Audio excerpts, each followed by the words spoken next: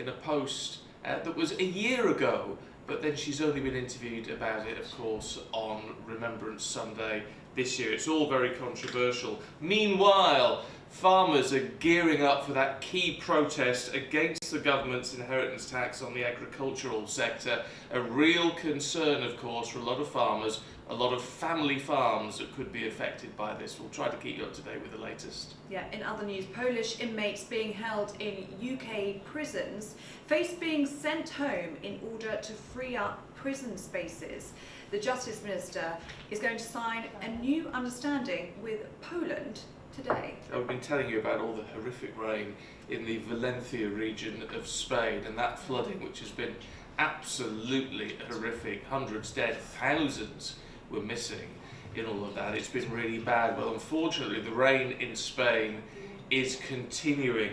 It's hitting the Costa del Sol region at the moment. It is extreme rain, pretty severe flooding in the region as well, so we'll bring you the latest on that. And elsewhere, one of the most anticipated films of the year, Gladiator 2, is being released today. 24 years, would you believe, after Russell Crowe's Gladiator first brought the ancient character to our screens. But do we have another Barbieheimer on our hands? I do. Barbieheimer, why? Or Oppenheimer, I think it was. Oppenheimer No, and Barbieheimer. Yeah, it was Barbieheimer, wasn't it? Yes, because we have Gladiator 2 coming out, and then we've also got Wicked coming out on Thursday of next week. Wikiator. So Do we call it Wikiator? Wikiator or Gladi. Oh, lied.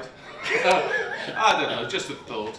Two massive blockbusters in the space of 1 week. So we're going to be hopefully talking to an entertainment journalist a little bit later on about who's going to come out on top. We're in for a treat, aren't we? Well, we sort of are. I am Stephen Dixon. I'm Ellie Costello, and this is GB News Breakfast. Just so you know, and this is Paul Coit. Scoot on in, Paul. Worth pointing out that we are having one or two issues this morning. So view this less as a show and more of a podcast. More of a podcast. For you today. More of a chit-chat. It's a chitty-chatty podcast. It works for me. Well, do you know what? It changes it up a bit. It does. I quite like it. I quite like a chitty-chatty morning. We're 3 minutes in. There's only about another 3.5 hours to go. So everything's going fine so far.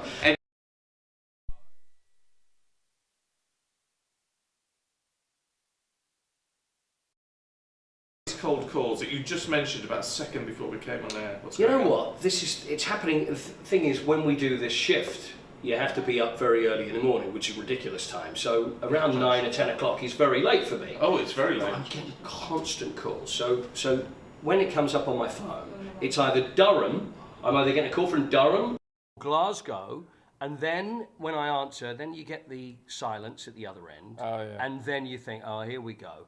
And it's this same company that keeps saying they're doing research on something. Yeah. So there's been probably 5 or 6 this week alone that are going on. But now I'm getting to know the people. But that's the stupid thing. recognise their voices. I don't know what to do, and I'm looking online. I think, what's the best way of dealing with it? Do I say, I've done don't call me anymore, I don't want to hear from you. Then it goes off. Now what's your name? So how long have you been doing this? And why is it you want to know this? And then eventually they're the ones that are putting their phone down. And I don't know how to deal with this. I don't know whether have you blocked the number? But the thing is, I block the number every time. And it's a different but then number. another number comes Well, they're up. relentless. Have you done the call preferential service?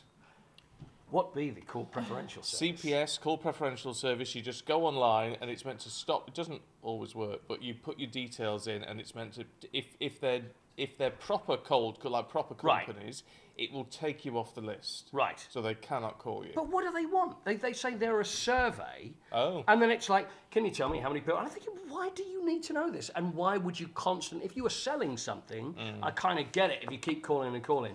But They honestly, just want to know more about you. It's Elliot's driving Maybe me they're crazy. fans. It's- Maybe they're fans from GB News. I don't think so. If you hear the accents, and I'm thinking, I don't know where that person is right now. I have no idea where that person is. Somewhere else in the world. I don't think it was Durham. I really don't think it was And it's Durham. always late at night. Yeah, it's always about 9, strange. 10 o'clock at night. Then the phone rings. Here we go again. See, I don't pick up the phone, and maybe this is really bad, but I don't pick up the phone unless I recognise the number. It always No, goes that's to answer fine. phone. I just think that's the safest bet, Paul. But- so maybe you should be like me. I've got that part of me though that always thinks, You're especially curious. especially if I'm sleepy. Oh my God, that's the most important. I can't miss this call. Oh, it's a call from Durham. And I'm like, I don't know nobody in Durham, so but still I'll take it. I can't help myself. Yeah. You see, I don't get cold calls. Do you not? No. It's because you've got your caller preference service. It's thing your on. CP. Well, it might be. CPS. Here you go. It's got telephone preference service, Right. tpsonline.org.uk. It's like an Okay. official governmenty style thing, and it gets rid of nuisance calls. And So is that what all you've sort got on, so you don't ever get any cold of- calls? I registered with that years ago. There you Which doesn't guarantee to get rid of them all completely, because Is that why you never answer my calls? this is it. Could be, Paul, that you never ring me. Okay, fine. You do never ring me. Oh. Do you get plagued by this sort of thing? Because actually, Cold calls, no. it should be absolutely outlawed. I don't know why the government cannot. It's sort of meant to be outlawed. Why does the government not properly ban it? Or at least, I mean, I don't know how you would do it, but maybe if you register someone as being a persistent caller, they can be heavily fined. So they know my name. They know my name. So they've got your details from somewhere. They've got it from somewhere. Have you asked, how do you know my name? Where have Yeah, you but got my then details from? they get a bit funny. Ah. That's it. I've tried everything. You know, I I'd think that's love the it. least Wouldn't you deserve to know. Well, I think so, but they're dodgy. So wouldn't it be great if they call while we're on the Yeah. air right now? And if then we can ask the questions. Oh, So that'd be good. So who are you? Who are you? What's your name? Is that really your name? And then they start getting a little bit uncomfortable. And then I'm saying, you know, will you take me off your list? Oh, I'm not going. Well, and then it just disappears. Well, it's dodgy. So they're a dodgy company. It's clearly They are. dodgy. They are. And It's don't clearly give them dodgy. any information. 'Cause you don't I'll wanna tell be you what is very- victim of a scam. I'll tell you what's very confusing though is when you get genuine calls. I had a call. Yes, it woke me up actually yesterday afternoon from British Gas, and it turned out to be totally genuine. It's about putting in new smart meters. Yeah. And it was totally genuine, but it was a very bad line and someone with a very strong South African accent, I think. And so you immediately go, is this a con? Yeah. Yes. Asking you to But that's confirm good your though. name That's and all good that sort though. of thing. And it wasn't, because I was in bed, it woke me up. And it wasn't, And then you're confused anyway. and I answered it on my watch. And it wasn't until I eventually put my glasses on and grabbed the actual phone, I could see it said British Gas had come up as the name. But you know, there's the other thing. So then you was It's all good right. to question though. It is. Oh, always yeah. good to You've be got to, because careful. then You've got to be you've got the careful. really bad ones. There's that one about phoning up and then it's saying, yeah, your computer has a virus. And I know that I mean, my mum is 82. She's pretty smart, and she's phoned me straight away. I said, don't have anything to do with it. But she have friends, they go, oh, the computer's got a virus. Yeah, we just need to log in, and it's like, do not ever do that, No. because No. then they just call and, oh yeah, I'm phoning from Microsoft, I'm phoning from Apple, I'm doing this, and we've noticed a problem with your internet, and we can go in.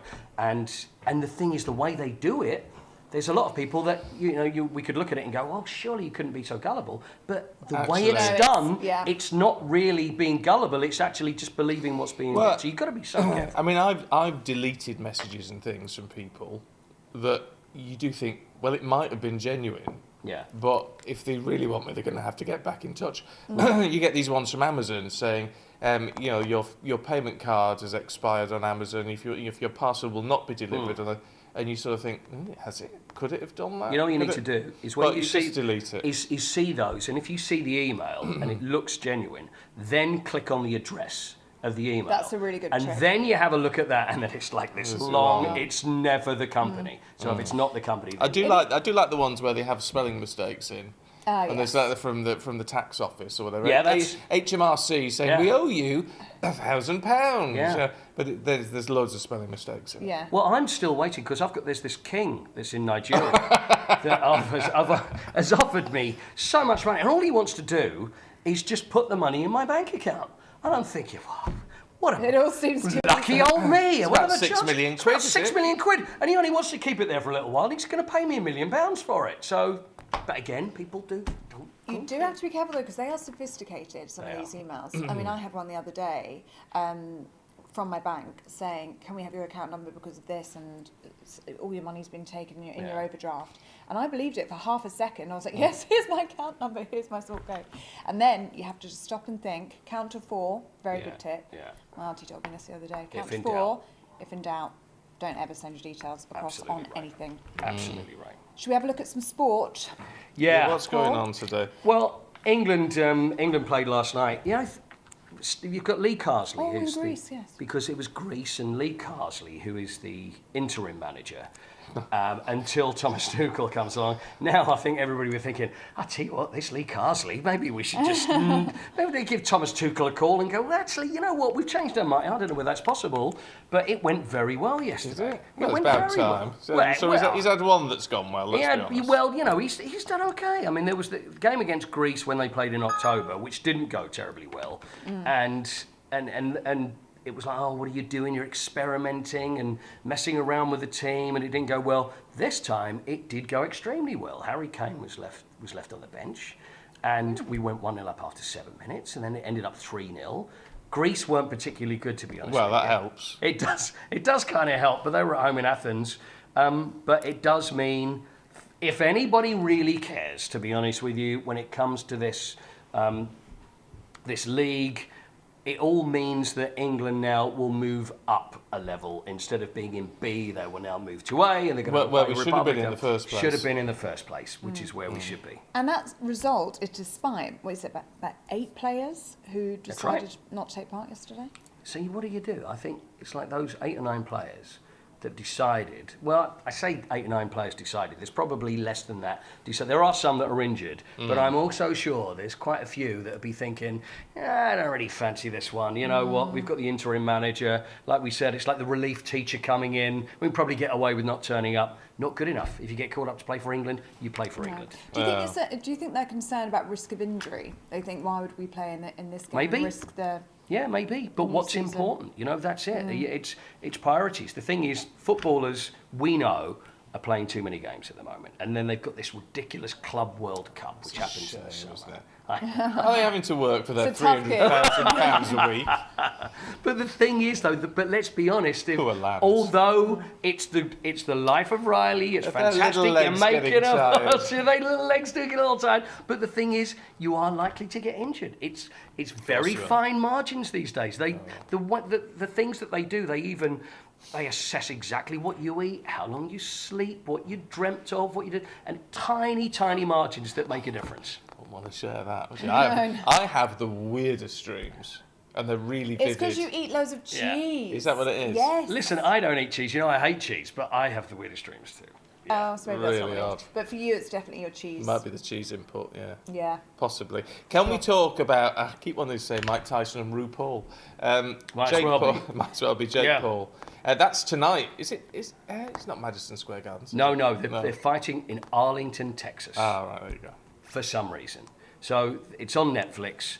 It's whether they're calling it the future of boxing, I don't know. It makes me uncomfortable. Well, it could be going that way, though, couldn't it? It could About because money. it's all about money. It's all about fame. It's all about the whole YouTube generation now that just wants to see famous people in these situations. Yeah. I mean, the thing is, what they've done. I mean, it's pretty clever because Mike Tyson, who was the world champion, and at his best, we're looking sort of mid-80s. I'm Mike Tyson. So people of my generation that grew up watching Mike Tyson as the greatest boxer of all time, although obviously, you know, we can bring in Ali, but it's an age thing.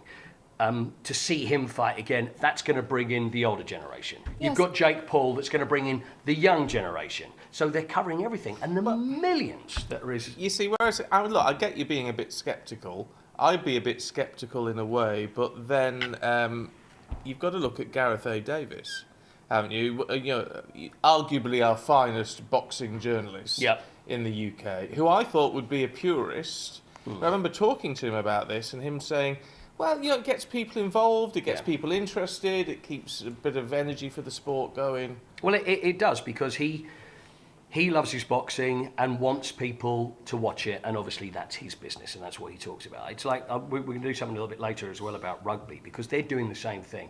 Everything is all about the razzmatazz and bringing things up, because a lot of sports don't change. You know, the actual sport itself, although you can have tactics, etc., it's pretty much the same thing. Boxing from 150 years ago, football, still 11 against 11, but it's about getting that new audience, and this is what they're trying to do. Rugby are trying to do it now as well. But it's got to be said, because Jake Paul, when he started all this boxing malarkey, he was a YouTuber who wanted to do some boxing. Yeah. He's actually turned into a boxer. Yeah. Hasn't he? I mean, see, that's it. Is it nature or nurture? Can you turn yourself... By the way, there's a thank you question, very Paul. much. Is it nature or nurture? This is always the thing I wonder. But it's about learning to be a boxer. If you've got if you train hard enough, if you've got the best coaches in the world, can anybody turn into a great boxer? And if you work hard enough, because it's an art, it's a skill, and he's learning it and he's getting better as he goes along. But we're talking about a 31-year-old fighting against a man of 58. So the skills are still there, but what are the chances that Tyson's going to win? And when's the last time that Mike Tyson's been in a fight? It's 19 years. Has it Oh, by the been way, 19 years? that's a professional fight. Wow. That's Yes, actually yes. boxing. There's been a few. Did you see the thing about with him on the aeroplane a couple of years ago? Yes. I mean, that was, again, that's a similar thing. It's someone on social media trying to make a name for themselves. I mean, an idiot. But then again, the money he thought he was going to make, he's on a plane, I think he was in first class, and he started having to go at Mike Tyson, started picking on him. And you know that this guy's got a temper, starts going on and on, and eventually Tyson snaps. Yeah. And then the guy takes a punch, and then he's thinking, right, I'll sue him for how many millions and millions, and the whole thing is filmed, and that's when things just get completely out of control. Completely out of control. I mean, look, Mike Tyson is a very controversial figure. I don't know that I like him as a person. Well, he said, he said this week, didn't he? I'm not a very nice person. Not a nice person. But I really hope he grabs Jake Paul by the scruff of the neck and absolutely batters But him. why? I don't know. Is it because know. Jake Paul is not a boxer? You It's see him as a because he's- YouTuber, that's probably It's why. because he's a bit too cocky for his own good. That's the reason. Yeah, I just want him to get battered Okay. by Mike Tyson Yeah. and just to go, don't mess with me. Yeah, in future, go back to what you do. Keep away from the ring, mister. Massive money up for grabs, though, tonight. What are they going to get each? Well, I think it's Paul is the one that gets the big Most, money, yeah. 30 million. Wow. And Mike Tyson, 15 million. And this is someone that's gone broke, made loads of money, gone broke again. So 15 million. Sort you out for a bit. I'd do it. It would 15. do for. Would you? That would be fine. What I'd do it for against 5. Mike Tyson or against Jake Paul? Jake Paul. Okay. Mike Tyson, Tyson, I'd live to tell the your tale. price will probably go up Yeah. just a little bit. Probably would be fine for me. I think you'd stand more chance against Tyson. Do you? Yeah. You're quick. Well, he's You're yeah. quick. Oh, I've just He's run. old. He's got old legs. Just Maybe run. bite your ear off. Yeah, probably would. Just kick your ears away. Yeah, Like that. you'll Keep be moving. fine. Keep moving. You'll be fine. Oh, right. Lovely stuff. Paul, thank you very much indeed for now. We are Pleasure. going to take a short break, believe it or not, because we can still do that. Thank you for joining us so far on what is turning into the GB News Breakfast podcast, which is but you know, at least it's a bit different for now. It makes a change, and we're obviously working very hard to get everything up and running again as per normal. But in the meantime, we're having a nice chit-chat. So we'll see Paul a little bit later on, and we're going to talk politics. Mansion House speech last night, very interesting what the Chancellor was saying about ripping up red tape.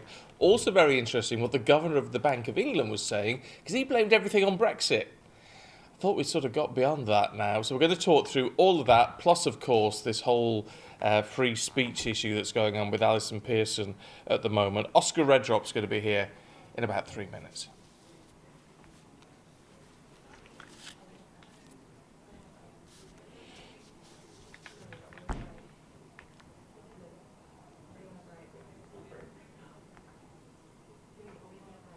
Hopefully we're on a break.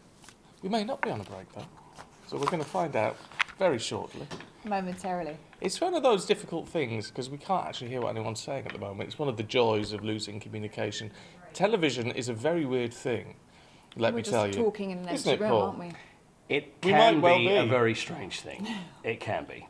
At certain times. Certain times. Which is now, actually. Yeah, but do you know that's part of the fun of what we do, isn't it? Absolutely, of course it You is. know, it's part of the joy of it all, is that sometimes you just have to fly by the seat. Hi there, welcome to the latest update from the Met Office for GB News. A fine day for most of us, largely cloudy, especially in the north, and there will be some rain out there, particularly for northwest England, western Scotland and Northern Ireland. These drizzly outbreaks of rain, not amounting to much, but making it feel rather unpleasant with a lot of low cloud in these areas as well. Brighter skies for eastern Scotland, parts of northeast England, but the best of the sunshine will be through parts of Wales, the Midlands and the south of England. A very pleasant day here, highs of 11 to 13 Celsius with light winds.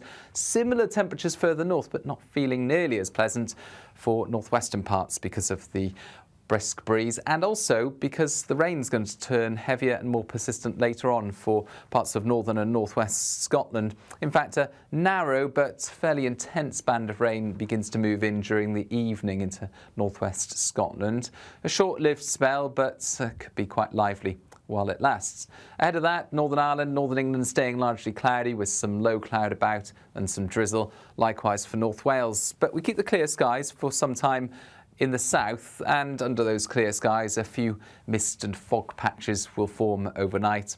Perhaps a touch of frost, some chilly pockets here and there, but actually the cloud does slowly increase from the north as the night goes on, and that will tend to clear the fog in places and leave temperatures at around the mid-single figures by dawn. Further north, we've got the band of rain sinking south across Scotland, Northern Ireland, and then into Northern England and North Wales for Saturday morning. It's weakening, but it will be cloudy with outbreaks of rain for some time. In the south, mostly dry and bright, but further north, skies brighten, but it turns colder with these winds coming from the north-northwest, gales for northern Scotland, and frequent showers, and these showers will be falling as sleet and snow for the north of Scotland. Why go out on a Friday night when Friday night comes straight to your home? Talking about. Join me and my A-team of top pundits. Chemistry tonight is electric. As we tackle the big stories of the day with wit, insight and fearless energy. Man of the people. It's all vibe. Just a filing cabinet on wheels with a tie on. So, order in Friday Night Live with me, Mark Dolan, every Friday at 8, only on GB News, the People's Channel, Britain's news channel. Dubes & Co. Weekdays from 6 p.m. This is a topic very close to my heart. I have become fully convinced that social media, smartphones are one of the primary causes of mental health problems in children and many other serious problems beside. Lots of governments are starting to talk about this, but the Australians are well ahead in their use of legislation. What do you think about this issue? Well, I think you're right. I mean, I've got 3 young children, and I'm really concerned about... I mean, they're too young to be on social media, but I'm really concerned about what lies ahead for them.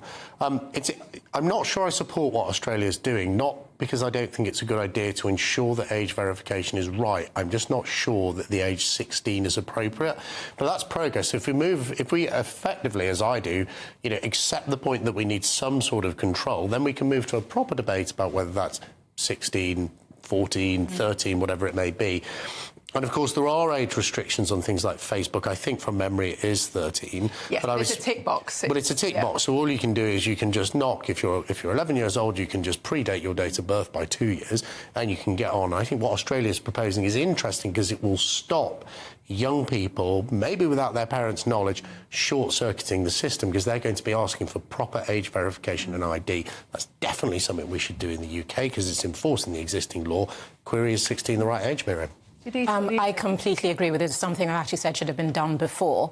And I think what is good about it is that for a long time, a lot of governments have been saying that the actual social media companies should take more responsibility, but they're not going to because it hurts their bottom line. The most voracious users are younger users. So they will pledge that, oh, I'll put the tick box in, but the kid is the one who's going to actually tick the box. So doing something like this is saying that, OK, we will put in legislation that damages your bottom line, and I think it will force the hand because they've said it's only 12 months and they will reevaluate it. GB News, the People's Channel. It's Patrick Christie's Tonight, and here we do things differently. It's explaining the absolute madness of this, doesn't it? It's explosive. I mean, this is very good. It's lively. 850. Your government sat there short and it did nothing. It's controversial. And the Middle East has been in turmoil since before I was born. It's everything you need to kickstart your evening. Everyone's had their Weetabix tonight. I love to see it. That's Patrick Christie's Tonight, weeknights from 9 p.m.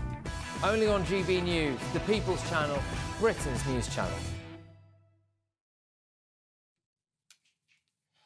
Welcome back. It is 6:23 on GB News Breakfast for our little exciting podcasty style show this morning where we're all just chatting through the news and the sport. Paul is still here. We'll be talking to him again in a minute. In the meantime, should we talk a bit of politics for you this morning?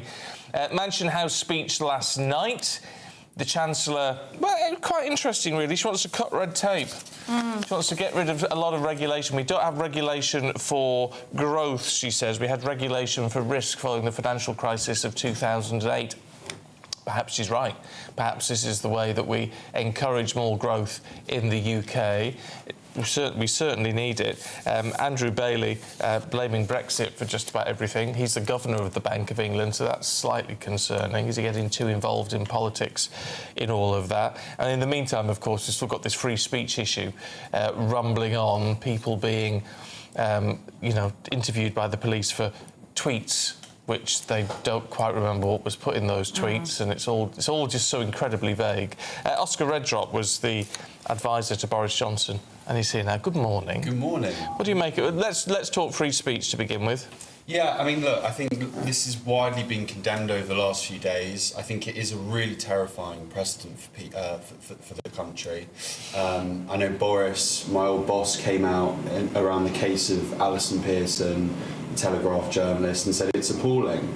And it is, because you think about these things, all the priorities around crime that we need in this country sorted in terms of on the streets, the levels of crime that go up across the board when we see crime statistics. It is terrifying for communities, and the idea that police time is being wasted, where people turn up to your house unannounced and won't even, in this case, of this Telegraph journalist, wouldn't even specify what the content of her tweets were. And that's not right. It's just not right. And when we saw the riots a few months ago now, and not always a popular opinion, but to a degree, there are elements of that rioting that Starmer handled well. The clampdown on freedom of speech, however, that has come out of this is not right. And Elon Musk, I know, very much a man of the moment on the international stage now. He has identified the UK as a place where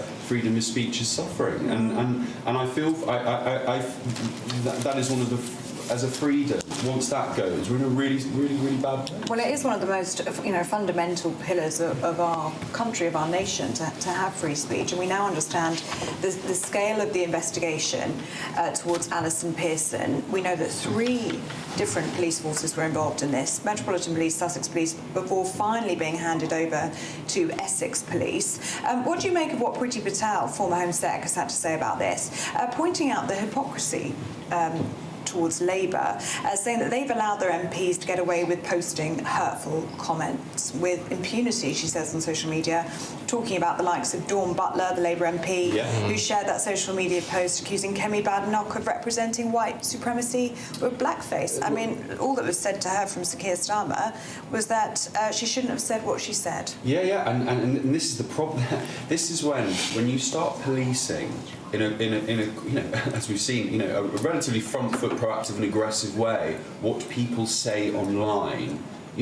We could probably dig through the tweets of, as Priti has hinted at there, of, leading Labour political figures, and we could probably find stuff there that is now deemed worthy of police time, and it's absolutely crazy. Well, that's the thing, that what you don't want to do is start encouraging people to be arrested for that. I mean, Dawn Butler should not be arrested for that. Of course not. But also, we've got to draw a line whenever we discuss free speech. I think it's important to reiterate, free speech does not mean you can say absolutely anything you want, does it? No, of course not. And we saw, back in 2011, with the rioting and the most recent rioting, when people are using social media platforms to proactively organise. Oscar, I might need to come away from you for just a second because your microphone isn't working. Do everyone a favour. Yeah, no.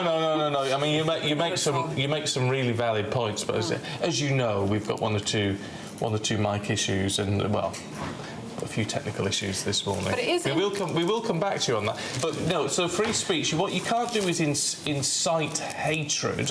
You can't incite terrorism. Incite violence. I mean. And that's understandable. You can understand why. But what you must be able to do is talk about things that other people don't agree with. Even talk about things that upset other people. I mean, the idea that the police referred to the complainant in this case as the victim. Now, how does that work?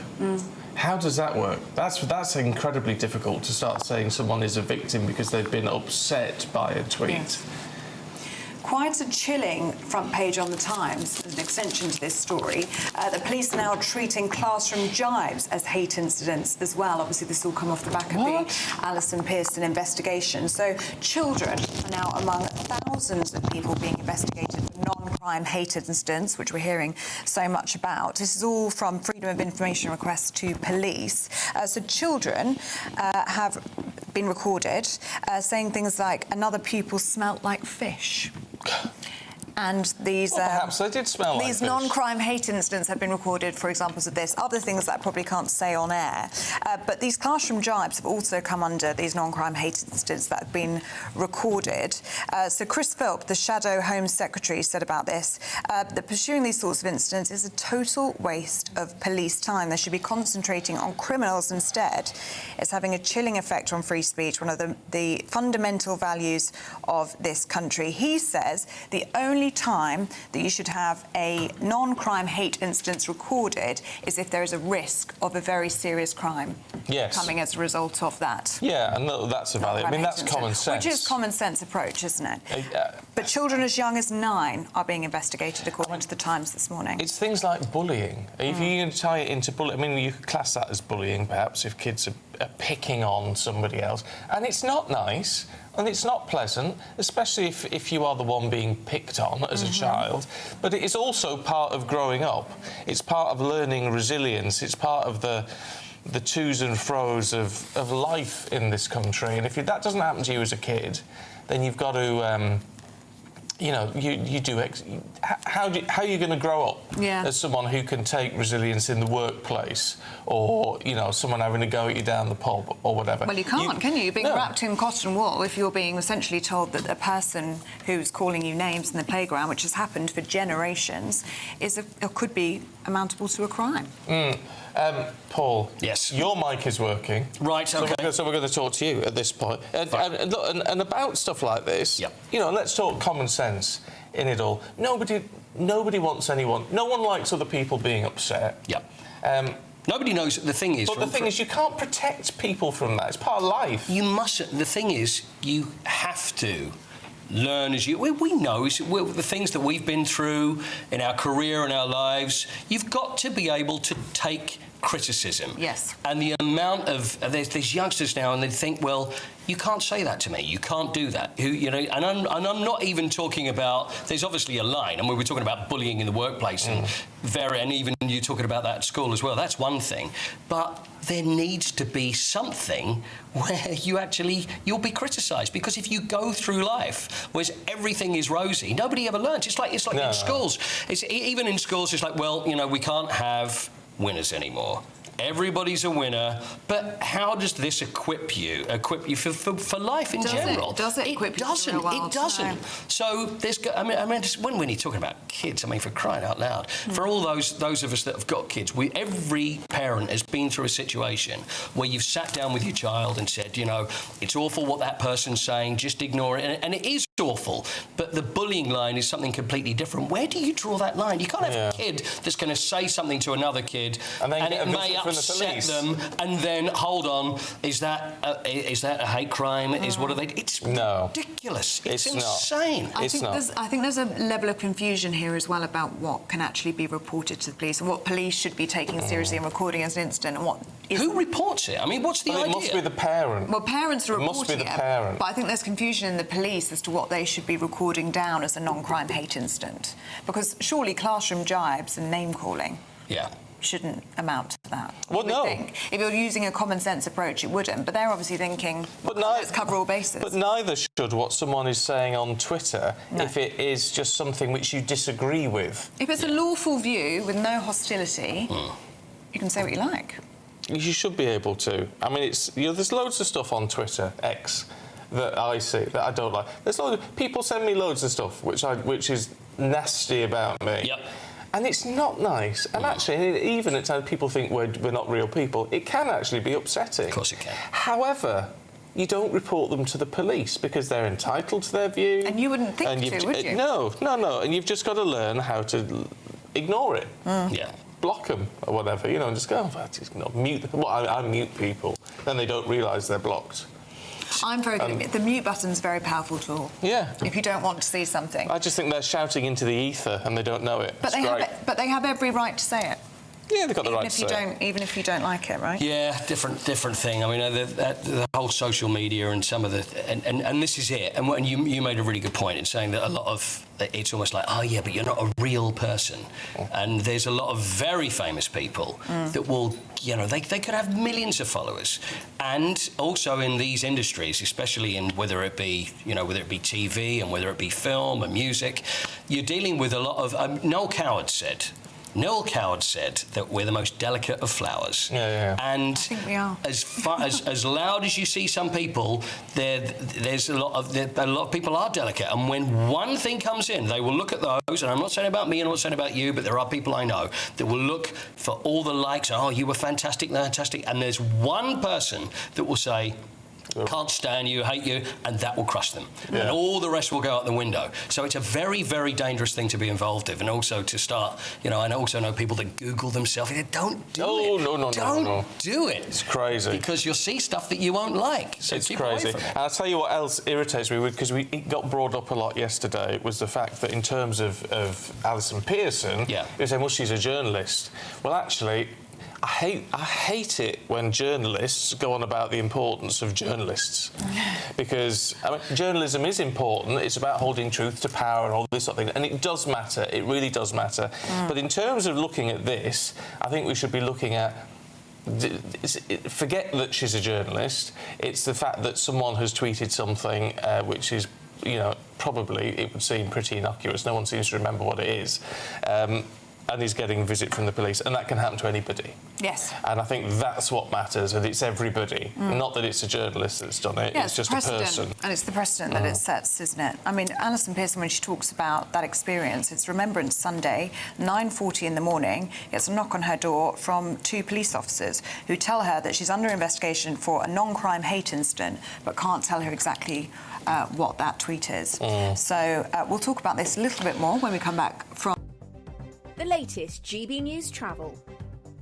Good morning, I'm Russell Holding. Train services between Selby and Doncaster are diverting via Gaul again today, with buses replacing trains between Selby and Doncaster because of an ongoing points problem. In Lincolnshire, the A631 is closed between the A46 and Market Raisin after an accident. The M45 in Northamptonshire is closed westbound off the M1 after a lorry caught fire, with queues for about a mile on the M1 south towards there, not helped by roadworks.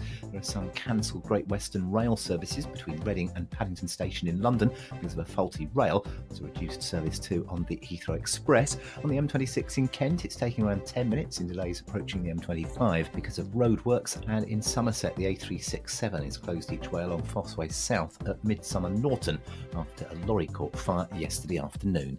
That's the latest.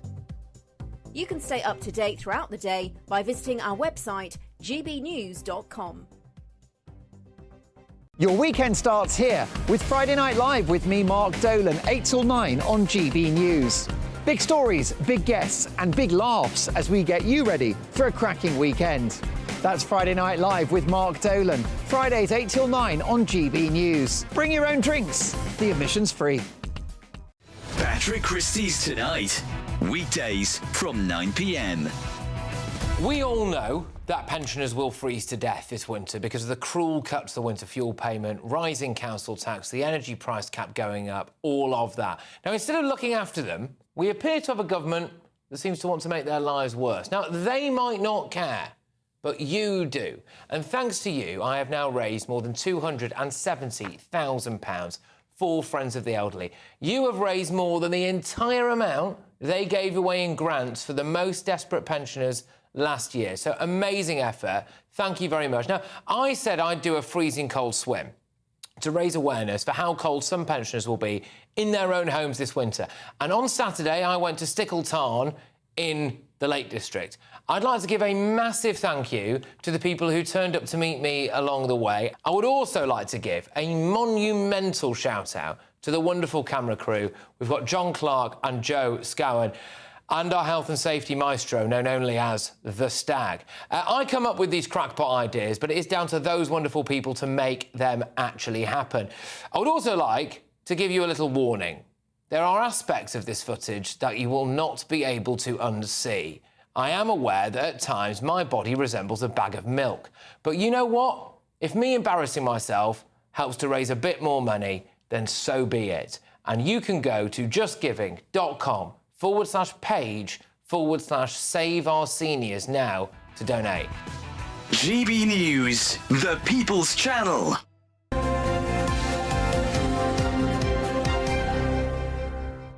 6:40 morning to you. Let's just run through one or two of the big stories today. And Donald Trump, now this comes as no surprise, actually. Yes. He's chosen Robert F. Kennedy Jr. as his health secretary. We were hearing on the night it was all about food. He's going to sort out the food.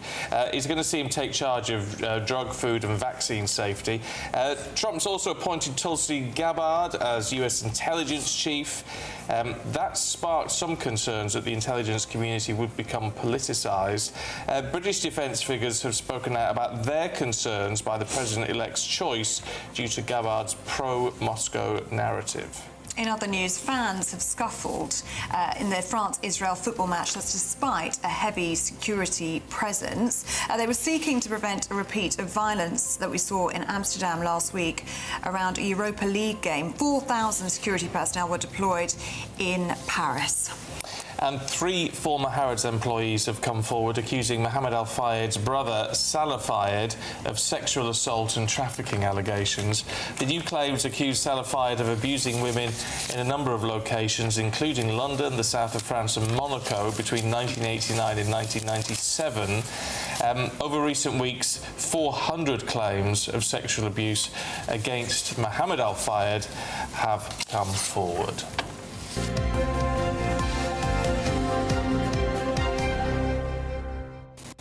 Now, should we take a look at our top story today? Because we've been talking about this free speech breach. We're talking about the journalist Alison Pearson. She was visited, wasn't she, by 2 police officers on her doorstep on Remembrance Sunday in regard to a non-crime hate incident. It's about a tweet that she posted about a year ago on Twitter. No detail as to what that tweet was or what it contained, that post on X. But she's being investigated. And we now understand the scale of that investigation involving 3 police forces, the Metropolitan Police, the Sussex Police, before finally being handed over to Essex Police. She has been invited to a voluntary interview with the police, which she said she's going to go to. But we are wouldn't talking... dare not, would you? Wouldn't dare not, exactly. But what do you make of this, Oscar Redrop, former advisor to Boris Johnson, who joins us in the studio now? What do you make of this, the scale of the investigation? I mean, is it proportionate for a post on X? It's absolutely shocking, and as my old boss Boris, I think, has publicly said since this happened, it is appalling. I think the thing we have to remember here is, yes, this has happened to a journalist, so naturally it is higher profile. It's probably caught the imagination in that sense. But you said earlier, Stephen, and I honestly, it really made me think, I couldn't agree more. It is irrelevant in some ways that this is happening to a journalist. It is, if this can happen with, in the case of Alison, that it can and potentially, would happen to each and every one of us. And that is a really, really, no hyperbole here. I'm not just saying it because we have to make a noise about something. It is genuinely a really, really, really scary thing because you take, freedom of speech. That it is one of the key pillars we have. And yes, there is a defining. There should be a real distinction, a defining distinction between people who use social media to organise riots, let's say, and as we saw over the summer, meet here at X place, and they use social media, and then as a result of that, there is crime. But voicing opinions, no matter how popular they may be, should never, ever be policed like this. No. It's terrifying. It's interesting. CB has been in touch and said that's why Alison said she was going to publicise the whole drama, so people who don't have a platform know what to do if this sort of thing happens. But they also say, for allegedly hurty words. Now, I've heard the phrase hurty words used before, and you sort of think, is that overdoing it a bit? But actually, I don't think it is anymore. It is literally someone going, I'm a bit upset I'm offended by what you've said. Absolutely, and if you think about it, it can be used in a political sense. People can nefariously report things to the police just because they're at the other end of the political spectrum, let's say, and that again is really dangerous. I mean, Priti Patel, as we were mentioning earlier, she has made the quite clever link in that, well, maybe we should start digging. But we shouldn't. Yeah. Of course not. But by this standard, should we start digging through tweets that MPs, Labour MPs have made in the past, or Conservative for that matter? This should not be a party political point, and Keir Starmer should come down pretty hard on this. This is not right. Well, number 10 does probably need to look at these non-crime hate incidents and what's being recorded, don't they? Because if you look at the front page of the Times today, I mean, classroom jibes with children as young as 9 and name-calling their peers in their classroom also being recorded as a non-crime hate incident. I mean, that surely can't be right, can it? There's been name-calling happening in playgrounds for generations. No, absolutely, and it's funny when these two stories on 2 of our major newspapers kind of come together in the same week, and, Keir Starmer had the opportunity to draw a line and actually say, no, this is ridiculous. I want my police out there, policing real crimes. And he didn't quite take that. Number 10 haven't quite done that. And I would absolutely urge them to condemn what is happening with Alison and what is happening in, the Times front page today in schools. It's about to have crazy. You need to have a bit of a backbone on this. Absolutely. The government needs to really stand up for our rights. Right, thank you very much indeed, Oscar. Back to you a little bit later on. Let's just tell you about the Great British Giveaway, should we? Because it's, especially so many people strapped for cash this year. It's a great one for Christmas, which is an expensive time of the year, and you can have Christmas on us, should your name be picked out of the hat, as it were. Loads and loads of cash, goodies, vouchers, it's all there for you. This is how you enter.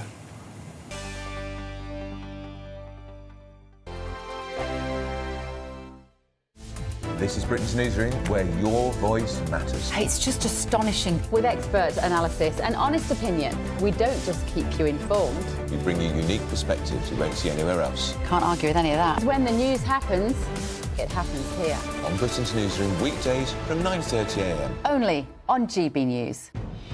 Good afternoon, Britain. Weekdays from midday.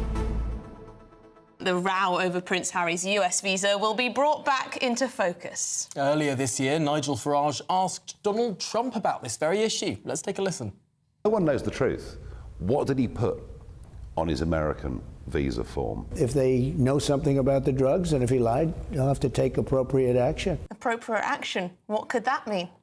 Well, the fractured relationship between the president-elect and the royal couple, or ex-royal couple, I should say, began in 2020 when the Sussexes urged American voters to stay clear of Trump, urging them to reject hate speech, misinformation and online negativity. OK, well, to break down this story for us, we're joined by royal commentator Richard Fitzwilliams.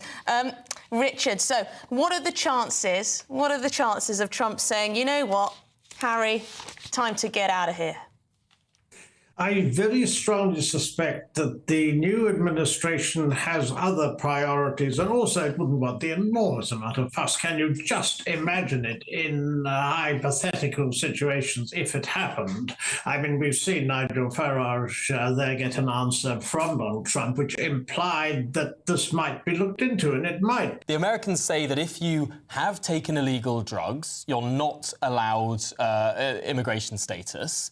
Prince Harry, in his book, said he'd taken illegal drugs, and there he is with American immigration status. I mean, how do the two things make sense? Either he lied in the book, or he lied to the US government. I can't see that the future administration would want to be involved with problems with the British royal family, which obviously would occur if this happened. Yeah, that's true. Richard Fitzwilliams, thank you very much, as ever. GB News, the People's Channel. If you want your news to be straight talking... This is a nightmare for the Conservatives again. Down to earth. It's not just Nottingham where this is happening, is it? And most importantly, honest. Hard-working, middle-class taxpayers, they'll get the book thrown at them. Then catch me, Martin Daubney, Monday to Friday, 3 till 6 p.m. on GB News, Britain's news channel. Join me, Nana Akweer, for an informative, interactive news programme with a difference. It's fun. No, he didn't say that, though. I'm so surprised. I think there's an element of truth to that. Join me from 3 p.m. every weekend, only on GB News, Britain's news channel.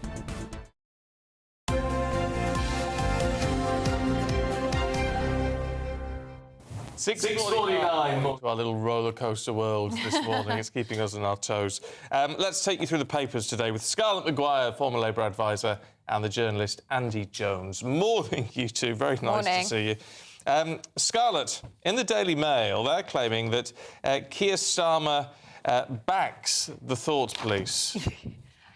Actually, what he says is that the police are right to look at data because that might be the beginning of a crime. And can I say... Oh, please. All right. So if you look at Prevent, which is about terrorism, they've had children as young as 4 reported to Prevent for things that they've said in the classroom, right, that might or might not be show that they come from a terrorist household. Some child was at secondary school was asked, I think where the guns went on an anti-tank thing or something like that, and immediately he was reported to Prevent. So this has been going on for years, right? This has been going on for a decade, and actually it's got to stop completely. But so what Keir Starmer is saying is, you're just talking about things that happen in the classroom, about calling names, but actually the whole thing began is that teachers have a duty to report things that they're unhappy about, and then people are referred to Prevent.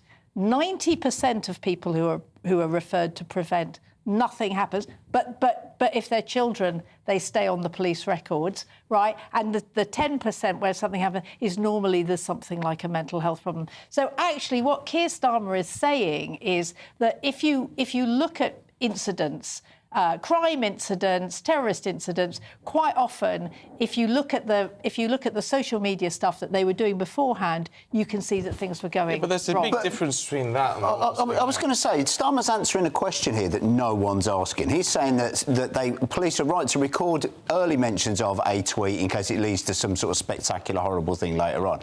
People's concern is where 2 police officers are going out to a private address, in the case of Telegraph columnist Alison Pearson, to ask her about a tweet she sent over a year ago, and that is a waste of resources. No one is saying that police shouldn't be aware of a tweet that's problematic. If Mr. Smith rings up and says this, take a note of it, judge whether or not you need to go and investigate. Where it becomes a waste of time, where Keir Starmer is being told to police the streets, not the tweets, is where 2 police officers have been sent to a private address to ask about a historic tweet from over a year ago, when that same police force, Essex, is not catching burglars, not catching shoplifters, not catching car thefts, not catching any of these things. Most of the general British public are not lying awake worrying about tweets. They're worried about the streets, they're worried about burglaries, they're worried about car crime, knife crime. How many, we talk about this show again and again and again, unsolved rapes, unprosecuted rapes. This is the kind of thing people want the police to solve. And I feel like Starmer's deliberately answering a question that no one's asking. Essex Police, would say that they're continuing to fight crime. They said they've reduced crime numbers by 5,000 in the last year, and I think it's something like 20,000 in the last 5 years. But the point is, Scarlett, that the recording of these non-crime hate incidents, is widespread. 13,000, over 13,000 in the past year. I know. Look, including. Look, I have been on this programme complaining about it, but when it was young Muslim children, oh no, I got told no. Of course we should be monitoring them at school. We shouldn't be doing this at all. We should not be doing this. I'll talk about Alison Pearson in a minute. We should not be monitoring what children say at school at all, whether it's calling people fish face, although, I did complain to a teacher about my child being bullied, but all of us have had that, right? You wouldn't call out the police. No, but I did not call out the police, but what I'm saying is we've got to understand that that's how it began, is that teachers were told they had a duty to report everything, and it's just got out of hand. And actually, it's got to stop. That's what it's got to do. This whole Prevent duty among teachers have got to stop. All right. Well, look, we've got to leave it there, but we'll see you two a little bit later on. Here's the weather.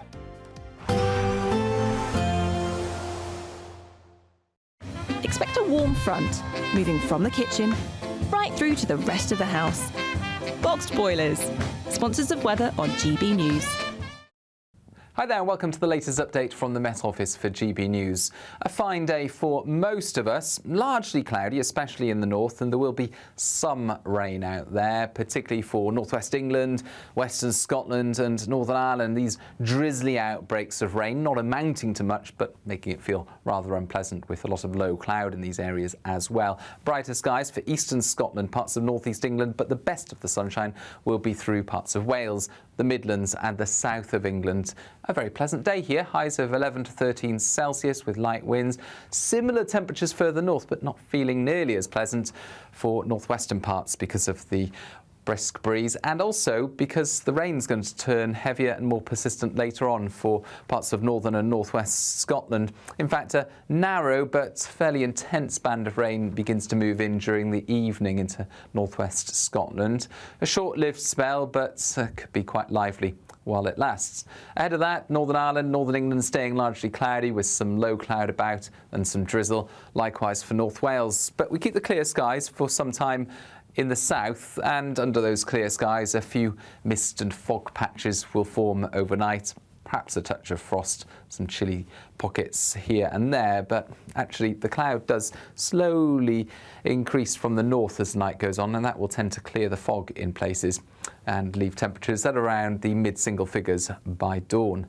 Further north, we've got the band of rain sinking south across Scotland, Northern Ireland, and then into Northern England and North Wales for Saturday morning. It's weakening, but it will be cloudy with outbreaks of rain for some time. In the south, mostly dry and bright, but further north, skies brighten, but it turns colder with these winds coming from the north-northwest, gales for northern Scotland and frequent showers, and these showers will be falling as sleet and snow for the north of Scotland. A chilly start will give way to a lovely, warm afternoon. Boxed Heat Pumps, sponsors of weather on GB News. The latest GB News travel. Good morning, I'm Russell Holding. Train services between Selby and Doncaster are diverting via Goole again today because of an ongoing points problem with buses replacing trains between Selby and Doncaster. In Lincolnshire, the A631 is closed in both directions between the A46 and Market Raisin after an accident. The M45 in Northamptonshire is closed westbound off junction 17 of the M1 after a lorry caught fire. There are some cancelled Great Western Rail services between Reading and Paddington because of a faulty rail, and reduced service on the Heathrow Express.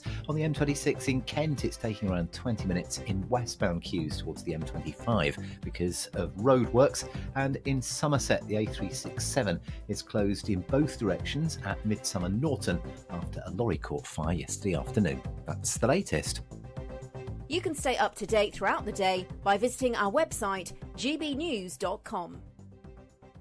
In the GB newsroom, we bring you the news as it happens. With our team of dedicated journalists across the UK, we're ready to keep you up to date with what's happening every half an hour, every single day. Bulletins here on GB News, the People's Channel, Britain's news channel. If you want your news to be straight talking, This is a nightmare for the Conservatives again. down to earth, It's not just Nottingham where this is happening, is it? and most importantly, honest, Hard-working, middle-class taxpayers, they'll get the book thrown at them. then catch me, Martin Daubney, Monday to Friday, 3 till 6 p.m. on GB News, Britain's news channel. Every Saturday, 10 till 12, we'll bring you all of the news that you need to know. We'll also remind you that there is so much to smile about. It's my favourite time of the week. I get to relax, enjoy some light-hearted stories, and let Ellie teach me about fashion too. That's Saturday Morning Live, every Saturday, 10 till 12. Only on GB News, Britain's news channel.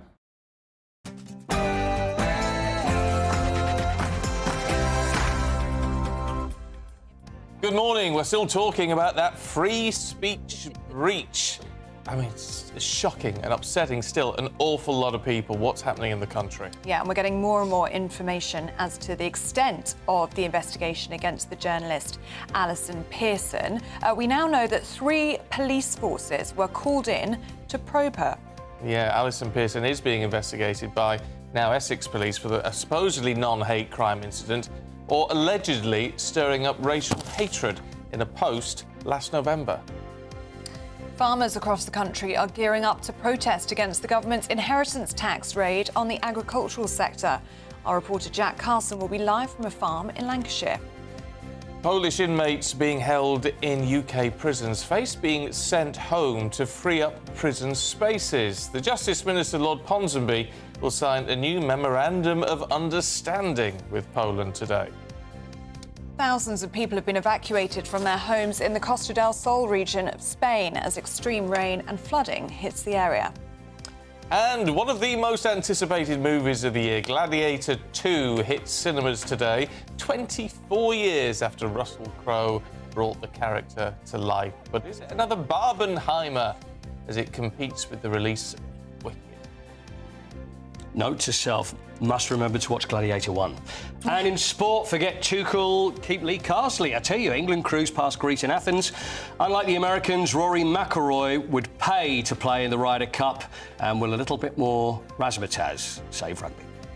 A significant change in the UK's weather is expected during this weekend, but today at least is fine for most of us, drizzly for some of us. Find the full details in the forecast coming up shortly. It's just gone 7 o'clock.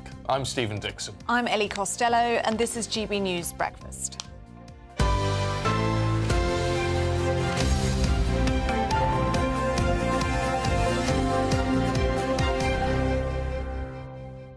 I'm with Paul Coit this morning because I've not seen Gladiator 1 No, either. I haven't seen either. Maybe we should have a watch party. Yeah, I think better have. I imagine Gladiator 2 is probably quite similar to Gladiator 1, is that fair to say? Possibly. I've seen Ben-Hur. Have you seen Ben-Hur? No. Yeah, I've seen Ben-Hur. I think I've done that one. School, yeah. Ben-Hur came out about the actual Roman times. I think it was actually the time it was actually set. Yeah. It was that long ago. I've been to the Colosseum now. Well, that's good enough. So that's better than seeing Russell Crowe. That makes me have some interest in watching Gladiator. Right, OK. Because I've sort of been there and seen it. And... Yeah. I went this summer as well. It's very good, the Colosseum. Brings it all to life. You can imagine. Did you see the scale of things? Did you see that documentary that was made about when what is it next to Naples? What is the ruins in Pompeii? And there was this TV show. I've never seen anything like it, and I think this should be a huge deal. They uncovered, because it had all been obviously the volcano and everything 2,000 years ago, and they uncovered all this new stuff they'd never done before, and it was unbelievable. It's an incredible place. Yeah. So I'll just watch that then. All right. Have you been? I have, yeah. I actually have been, yeah. And I always imagined, it's just going to be this small area of ruins. And it absolutely, you know what? Whole new sort of part of the town. Yes. Uncovered. But they uncovered, like, there was a laundrette and there was... It was, honestly... It sounds like I'm making all this up, doesn't it? I know. I can tell by the eyes I'm getting here. But it was That's on my incredible. list, Pompeii. I haven't done Pompeii. Yeah. I've driven past incredible. it en route to the wedding. Wedding. I always think you're more Monte Carlo than Pompeii, you see. But it is on my list. Yes. Yeah, I love it. But the Colosseum was incredible when I went in the summer. Absolutely. And do you know they used to flood it? They got very theatrical, the Romans. They'd flood it, and they'd also bring in animals, like wild animals. What, did they have like a dolphin show? Yeah. Well, no, but They probably did, you know. I wouldn't put it past them. Yeah, the whole bottom of it used to flood, so it was like For the drama. See, I don't remember that. I think what had happened is that when I was walking around, I'd got bored and took the earpiece out. So that's probably what it was. I didn't get as far as that. Got to keep your earpiece in. Yeah, or I was listening into it in Italian and couldn't work out how to turn it onto the English version. No, So that's probably why. fascinating place. But Gladiator 2, they actually filmed quite a lot of it in Malta.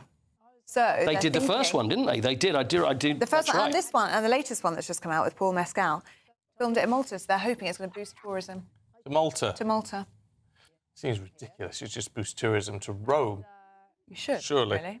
But who knows? Who knows? We're going to be talking about that a little bit later on, though. He plays Russell Crowe's son, though. Is that right? Is it? Oh, I don't know. You're more I believe across the that to detail be than the we case. are now. I believe that to be the case. Don't tweet that, because it might be wrong. Yeah. And then you could end he up dies in trouble. at the end. And you could be in trouble. No. Honestly, you could be in real trouble, because but the government's being told to police the streets, not tweets. The Prime Minister has been told that following this rise in police investigations into what they helpfully call non-crime hate incidents. Yes, it's following last weekend's police investigation of the Telegraph journalist Alison Pearson. It's now been revealed that 3 of Britain's largest police forces were involved in the investigation of her social media post. Let's talk once again to former advisor to Boris Johnson, Oscar Redrop, who's here. Morning, Oscar. Good morning. We need, surely, in this, a stark, ballsy comment from Keir Starmer to say this shouldn't be going on. Yeah, real backbone. This isn't something to... When it comes to freedom of speech, there shouldn't be any... In some ways, there shouldn't... Protecting that shouldn't be some political judgment, subtle kind of, trying to ride two horses at the same time on it.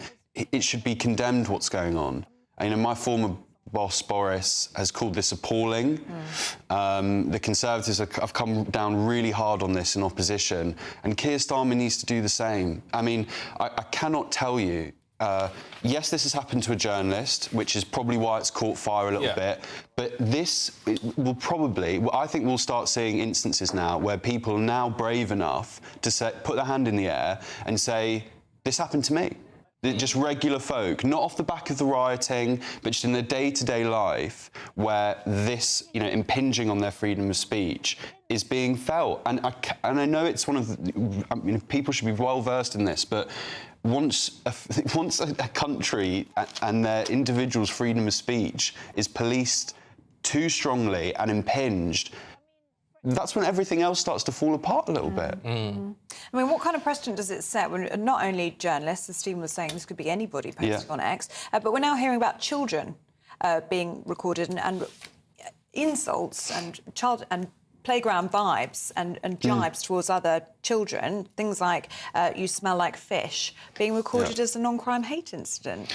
There appears to be some confusion as to what should be recorded and what just goes down as, a chat from the teacher. Absolutely, and I think we'd all agree. 99% of hurtful words in a classroom can be dealt by a teacher there and then, and should be. Of course they can. And Keir Starmer's got to watch this, because it's interesting how these two stories, in the Times and obviously the Telegraph and across all the papers today, how they're kind of aligning. He's got to watch this because he's already.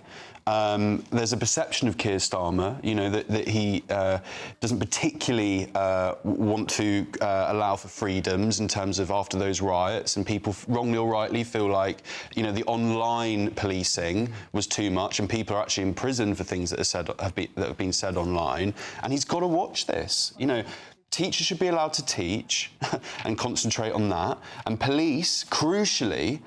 Police should be allowed to police our streets and concentrate on that. But this has all stemmed from, hasn't it, this idea that, it's been around, it's not just political, it's been around for quite a number of years now, of people being offended. I'm really offended by that. Well, someone's going to be offended by every you can't avoid offending people. We shouldn't avoid offending people. And when a government doesn't come down on instances like we've seen over the last week or so, it allows political opponents to utilise it and go, actually, if I report X and Y tweets here, on a couple of times to the police, they could get a knock on the door. That might shut them up. And that's when you start to see this kind of thing snowball. So this is really important. It is worthy people taking very, very seriously. And I say it again, Keir Starmer, backbone on this, please, mate.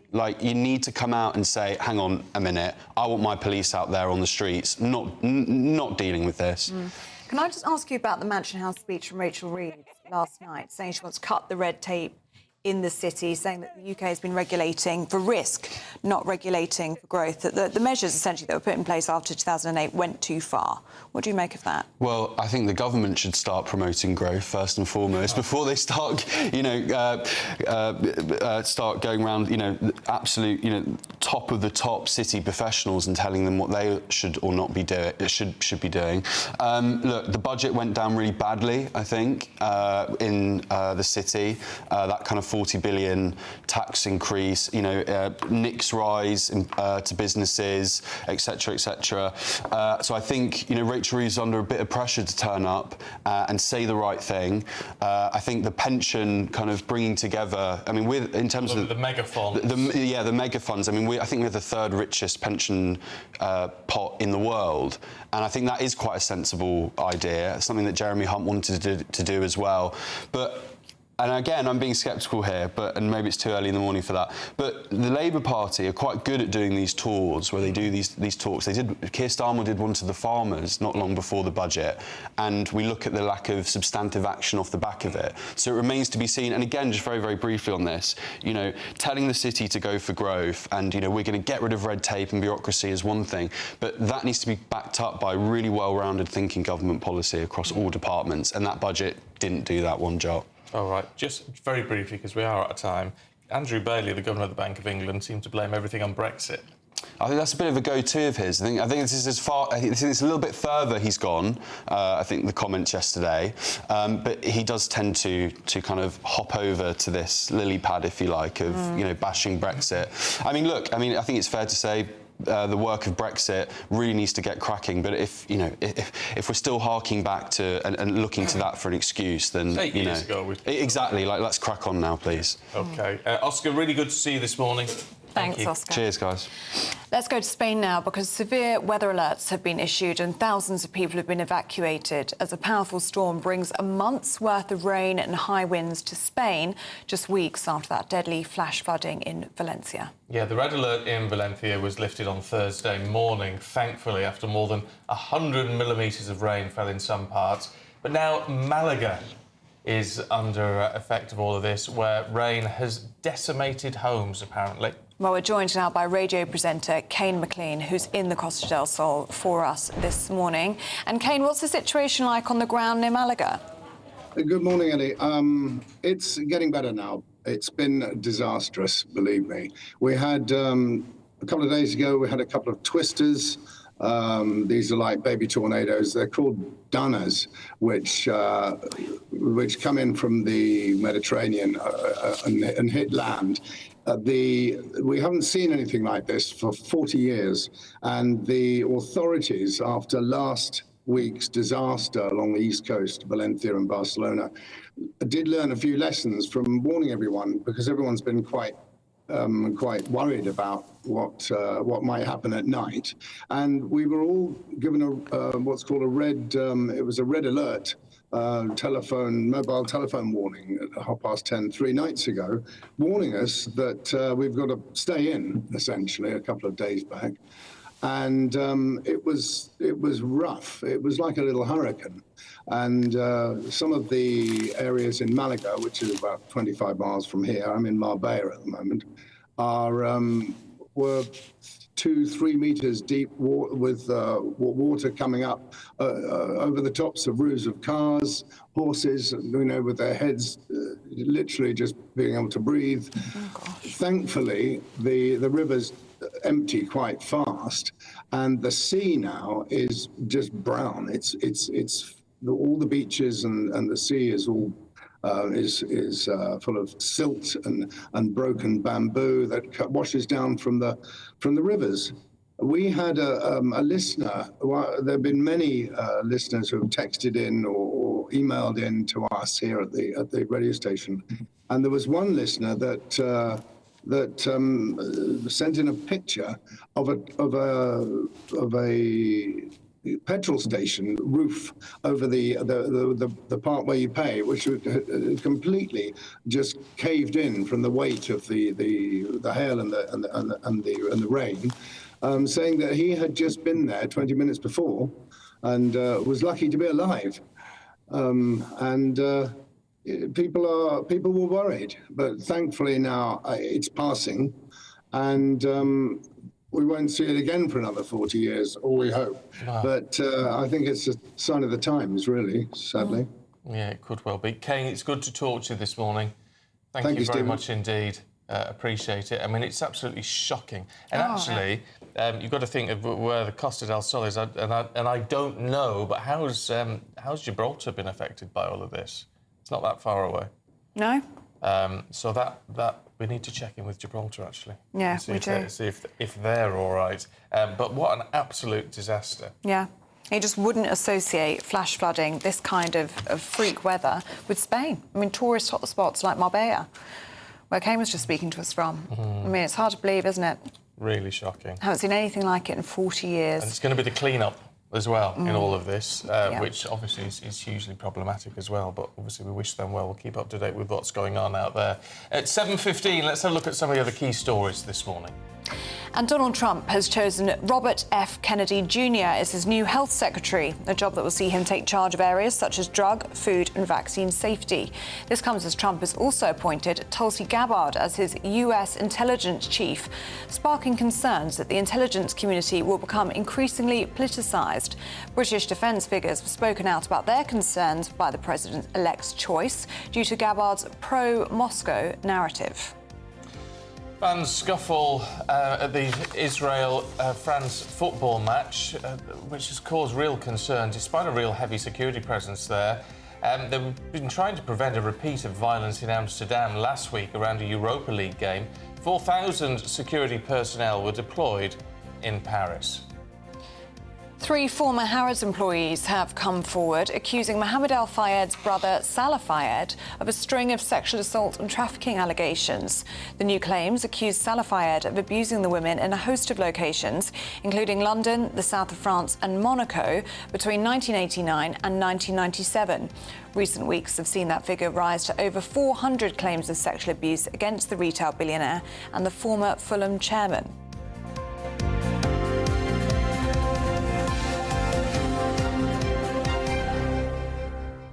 Right, should we see what the weather's going to do over here after seeing exactly what's going on in Spain, which is grim? Let's hope things are, well, they are better over here, but whether they'll be still cold and rainy, I just don't know. But Aidan McGivern's got all the answers.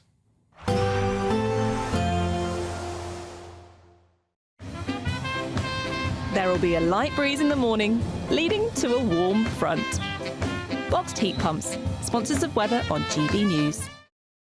Hi there and welcome to the latest update from the Met Office for GB News.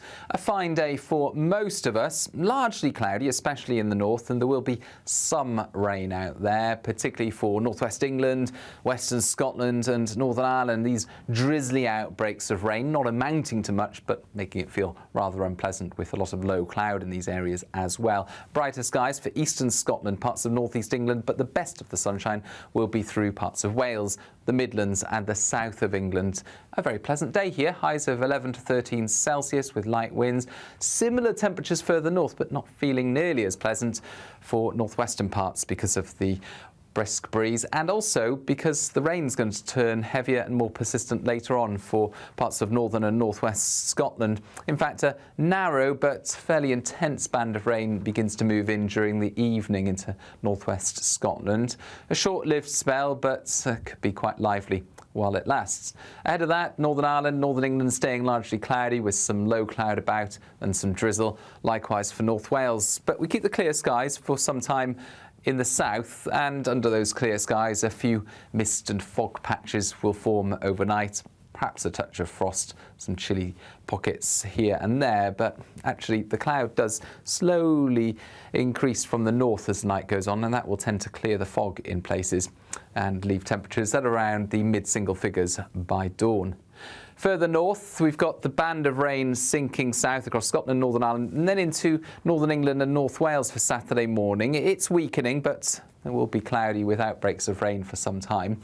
In the south, mostly dry and bright, but further north, skies brighten, but it turns colder with these winds coming from the north-northwest, gales for northern Scotland and frequent showers, and these showers will be falling as sleet and snow for the north of Scotland. Expect a warm front, moving from the kitchen right through to the rest of the house. Boxed boilers, sponsors of weather on GB News. It's the final week of our Christmas giveaway and we're on the countdown to the big day. So you could win lots of money, goodies and shopping vouchers, all in time for Christmas. Here are all the details that you need. There's just 40 days until Christmas. Yeah, best of luck to you on that one. Now, still to come, we're going to be looking at this issue that is still hounding the farmers. What is going to go on with this inheritance tax issue? Talking to our reporter about that in just a moment. Hi there, I'm Michelle Dewberry and I'm going to take a second to tell you all about my show, Dubes & Co. We start off with the issues of the day. We then bring in both sides of the arguments. We get rid of the disrespect. And then you throw me into the mix. And trust me, I'll tell it exactly how it is. And then, of course, the magic ingredient, you at home. We mix it all together and what have we got? In my opinion, the best debate show in town. Monday to Friday, 6 till 7 on GB News, Britain's news channel. It's Patrick Christie's Tonight, and here we do things differently. It's explaining the absolute madness of this, doesn't it? It's explosive. I mean, this is very good. It's lively. 850. Your government sat there short and it did nothing. It's controversial. And the Middle East has been in turmoil since before I was born. It's everything you need to kickstart your evening. Everyone's had their Weetabix tonight. I love to see it. That's Patrick Christie's Tonight, weeknights from 9 p.m. Only on GB News, the People's Channel, Britain's news channel. I'm Christopher Hope. From pop stars to politicians, I'll interview anybody in a pub who's got a political opinion. Join me every Friday on Spotify, Apple Podcasts, YouTube or gbnews.com, or wherever you get your podcasts. This is GB News, the People's Channel. Join me, Nana Akwe, for an informative, interactive news programme with a difference. It's fun. No, he didn't say that, Dave. I'm so surprised. I think there's an element of truth to that. Join me from 3 p.m. every weekend, only on GB News, Britain's news channel. Nightmare commute. Kick it up a gear with GB News Radio.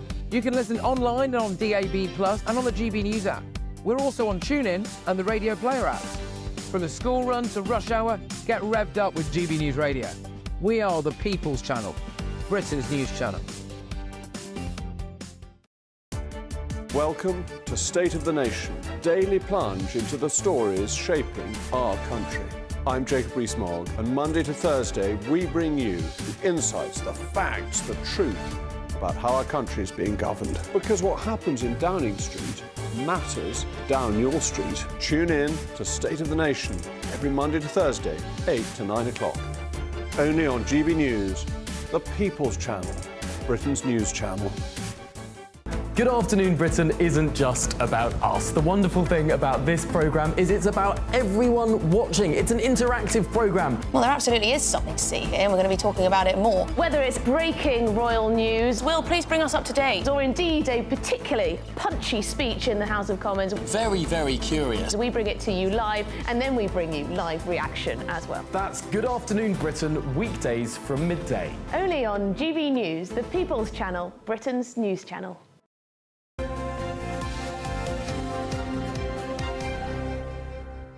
Welcome back to Breakfast. It's 7:24. Now, the row over the government's introduction of taxes for farms, well, inheritance tax for farms worth more than £1 million is continuing to grow. Well, despite this, Labour continuing to defend the change despite huge swells of support for the planned protest by farmers next week. Yes, the Environment Secretary says 3/4 of farmers will pay nothing.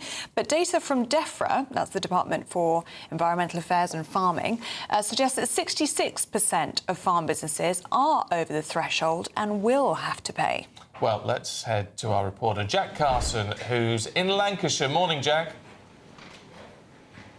Morning. We are on the beautiful hills of Lancashire this morning and surrounded by some beautiful cows as well. This is a mixed livestock farm that we're at today. Also joining me this morning is Jake Berry. I mean, we're here all day at this farm and in the area. Just how important, Jake, is farming, is agriculture, is the rural economy to this part of the world? So look, it's a huge part of our industry. We're sort of outside the M25 here. This is the real world. This is the GB viewers' world. And these farms, these upland farms, are the lifeblood of the British food industry. And it's exactly this sort of farm that's being hit with that triple whammy. They've got inheritance tax going on land. They've lost the subsidies for many farm commercial vehicles. And of course, the subsidies they all rely on, which we sort of protected for them until 2028, are also being pulled away in the next 12 months as well. It is a perfect storm for farms like this here in Lancashire. Well, let's now go to Craig Kempson. So Craig is the farmer here. He's been up very early this morning feeding these cows. Craig, talk to us about the day you've already had. I were up at 1 o'clock this morning delivering a milk round. We'll come back now, just starting feeding up all the cattle, and then we've had sorting sheep out ready to get ready for the rams. It's tup season, and we'll finish about 7 o'clock, 8 o'clock tonight. I mean, what are the pressures that, as a farmer, you're facing every day, every week, every month at the moment? It's massively. Do you know, just this inheritance tax and stuff like that is going to massively. Like, we've got 3 generations here wanting to carry on, and we don't know if we're going to be able to carry on because of what you're doing to us. You know, where do you want your food coming from? Where do you want us to be? Do you know, look after us. Make food cheap. Make it cheaper for Joe Public. And then you'll win some votes. And you'll win some hearts as well while you're doing it at the same time. Craig, one of the big questions we ask ourselves in politics and in Westminster, do you think politicians understand farmers and the challenges you face here in the countryside? No, not at all. They don't have a clue. They don't know a day's work. If it hit them in the face, I don't understand where they're going to get all the food from. There's a shortage of food now, a crisis really, and they're wanting less of us. And what you're going to do with it, I just don't understand them. And for your family here, as you say, there's 3 generations, there's your father, mother, brother, grandchildren. What if this farm goes? Where are you all going to go and live? We're going to have to go and get a job somewhere else, aren't we? And this, what we've all built up for years now, is going to have to go. And it'll probably get developed to something like that now. And this government won't it? It's heartbreaking, really, because we don't know where we're going to be. And my brother's lad is 6-year-old now. We're wanting him to carry on, and he's really interested. But is it going to happen? Probably not. And finally, I guess, one of the big challenges is that it isn't just farmers who are part of this community. It's a way of life. You've been going to the cattle auctions. It's not just farmers, it's the whole industry and the way of life. What's the wider impact that you're hearing from people across the agricultural community? Just looking at agricultural business selling tractors, farm machinery, stuff like that, 20% down on sales. So that's going to impact people's jobs. Do you know, the cattle markets, there's going to be no future there, is there? Selling, people having jobs there, and it's just going to be bad. Thanks, Craig. Good. Well, we're here all day talking about the impact of the government changes on tax in the farming community. Back over to you in the studio. Lovely, thank you very much indeed. There's just got some breaking news for you, actually, which is going to be unpleasant reading for number 10 and number 11. The UK economy's growth has slowed to 0.1%. That's between July and September. So since the government took office, of course, down from 0.5% in the previous quarter. It's according to the Office for National Statistics official figures. Now, they were expecting it to slow to about 0.2%. But obviously that figure's fallen well short of that. It is a challenge for the Chancellor following that budget last month, which included a rise in business taxes. Rachel Reeves said she's not satisfied with the figures. Well, I bet she isn't. No. But this is meant to be a budget for growth.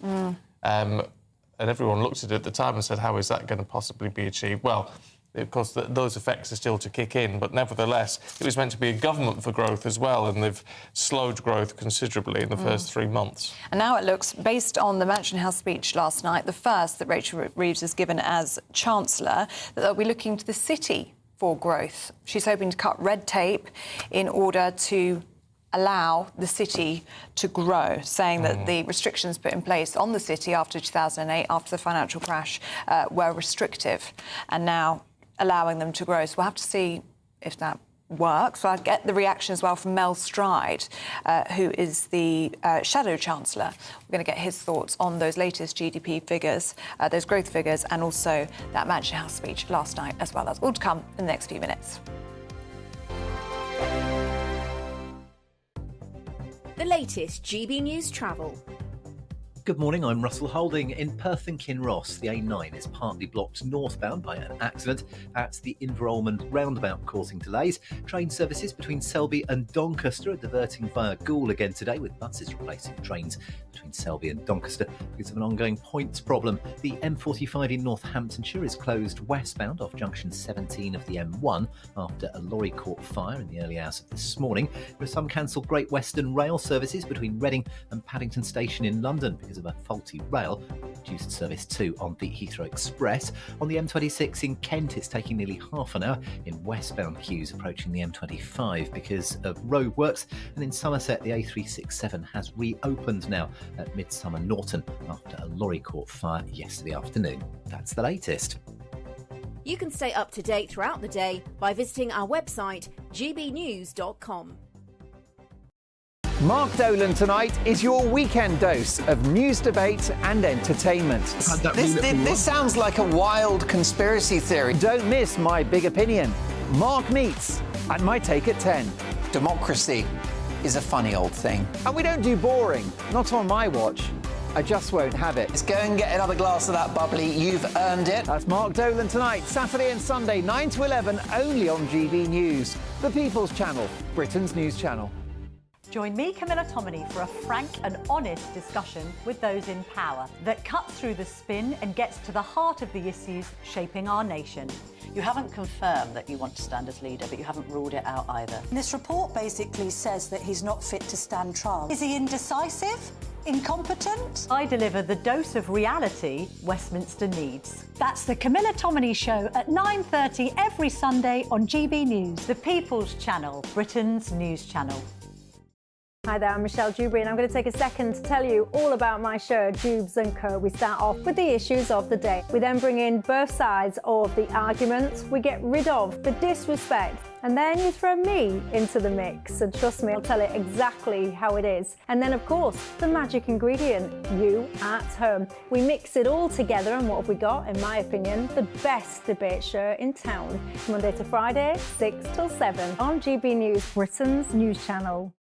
Good Afternoon Britain isn't just about us. The wonderful thing about this programme is it's about everyone watching. It's an interactive programme. Well, there absolutely is something to see here, and we're going to be talking about it more. Whether it's breaking royal news, Will, please bring us up to date, or indeed a particularly punchy speech in the House of Commons. Very, very curious. We bring it to you live, and then we bring you live reaction as well. That's Good Afternoon Britain, weekdays from midday. Only on GB News, the People's Channel, Britain's news channel.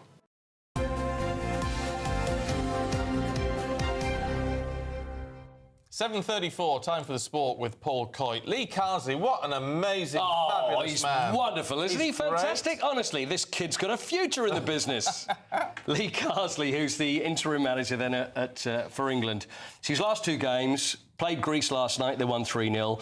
And, you know, I've got to give it to him. He tinkered around a little bit, and last time they played Greece, it didn't work out that well, because Greece won at Wembley.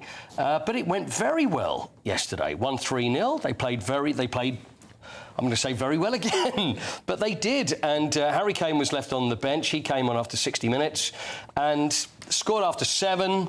Then another goal, which is an own goal. Ollie Watkins scored the first, by the way, 7 minutes, and then an own goal. Greece got an own goal?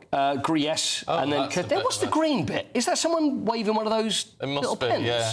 Or has he actually got a little green Post-it note on the side of his face there? I don't know whether that's it. But Curtis Jones played really well, scored a fantastic goal, a cheeky little flick, 3-0. Redemption for Carsley, and I wonder now, we're thinking Thomas Tuchel, you know what? Let's stick with Lee for a while. They're not going to do that. No. Of course they're not going to. Well, Lee wouldn't want to do that either, would he? I think he'll be quite pleased to see the end of these games. I wonder if he's going to go back to the under-21s and then think, well, maybe I'll have a go next time. But it'll work very well because, like you said earlier, an hour ago, there was so many players that pulled out, didn't they? Wasn't there? Yeah. And there's a few that were injured, because I don't want to point the finger and say, right, OK, you're just trying to get out of it. There's going to be a few that did. And Harry Kane spoke about this as well, and we mentioned that yesterday. Said a few words about, it's not really good that people are pulling out just because they didn't think the game's that important. You're playing for your country. You're playing for a country. You should turn up. Yeah. And that's what Harry Kane was saying. That's it. But anyway, they won. So need to beat the Republic of Ireland on Sunday, which means England will be back in League A of the Nations League for whatever that means, and whoever's worried about it. And Republic of Ireland beat Finland 1-0, and Thomas Tuchel arrives in the new year. All right. So from football to rugby football. Yeah. Are we going to get a Grand Prix rugby?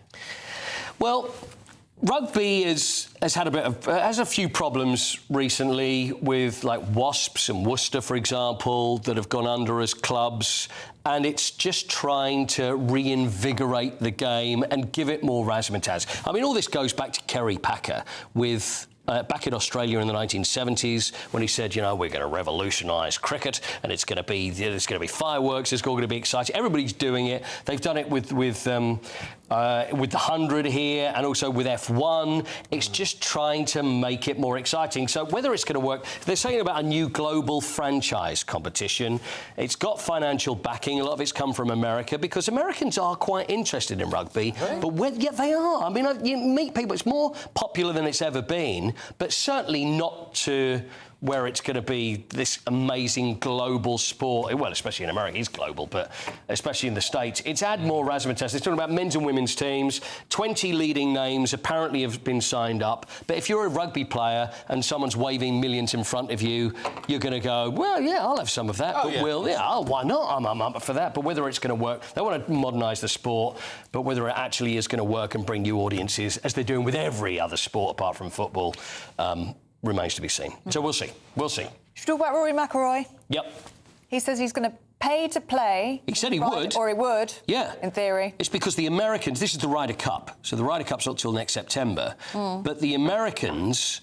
a bunch they are. They lost and they were moaning, and they were moaning about the fact that they didn't get paid for it last time. So the Americans now, just to appear in the Ryder Cup and represent their country, will get paid around $400,000 each. Good on them. I mean, good on them. I mean, if they get it, but they shouldn't expect it, because it's the Ryder Cup. It's like, Rory was saying that there's two great things in golf, which is pure golf. One is the Ryder Cup, one is the Olympics, which you don't get paid for, and Rory loves it so much, he would pay. He's got too much money to play. That's because he's got so much money, he doesn't know what to do with it, so he'll pay to play. But it's not till next September, but the Americans, they're all happy now because they've got some of this. All right. It's what sport's all about. It's all about the money. It's all about the money. Talking of money, we'll talk about Tyson Paul in the next hour. Look forward to that, because I've got a little bit of fabulous footage. I'm strangely looking forward to that fight tonight. I am. Thanks, Paul. Do stay with us. We'll be going through the papers next.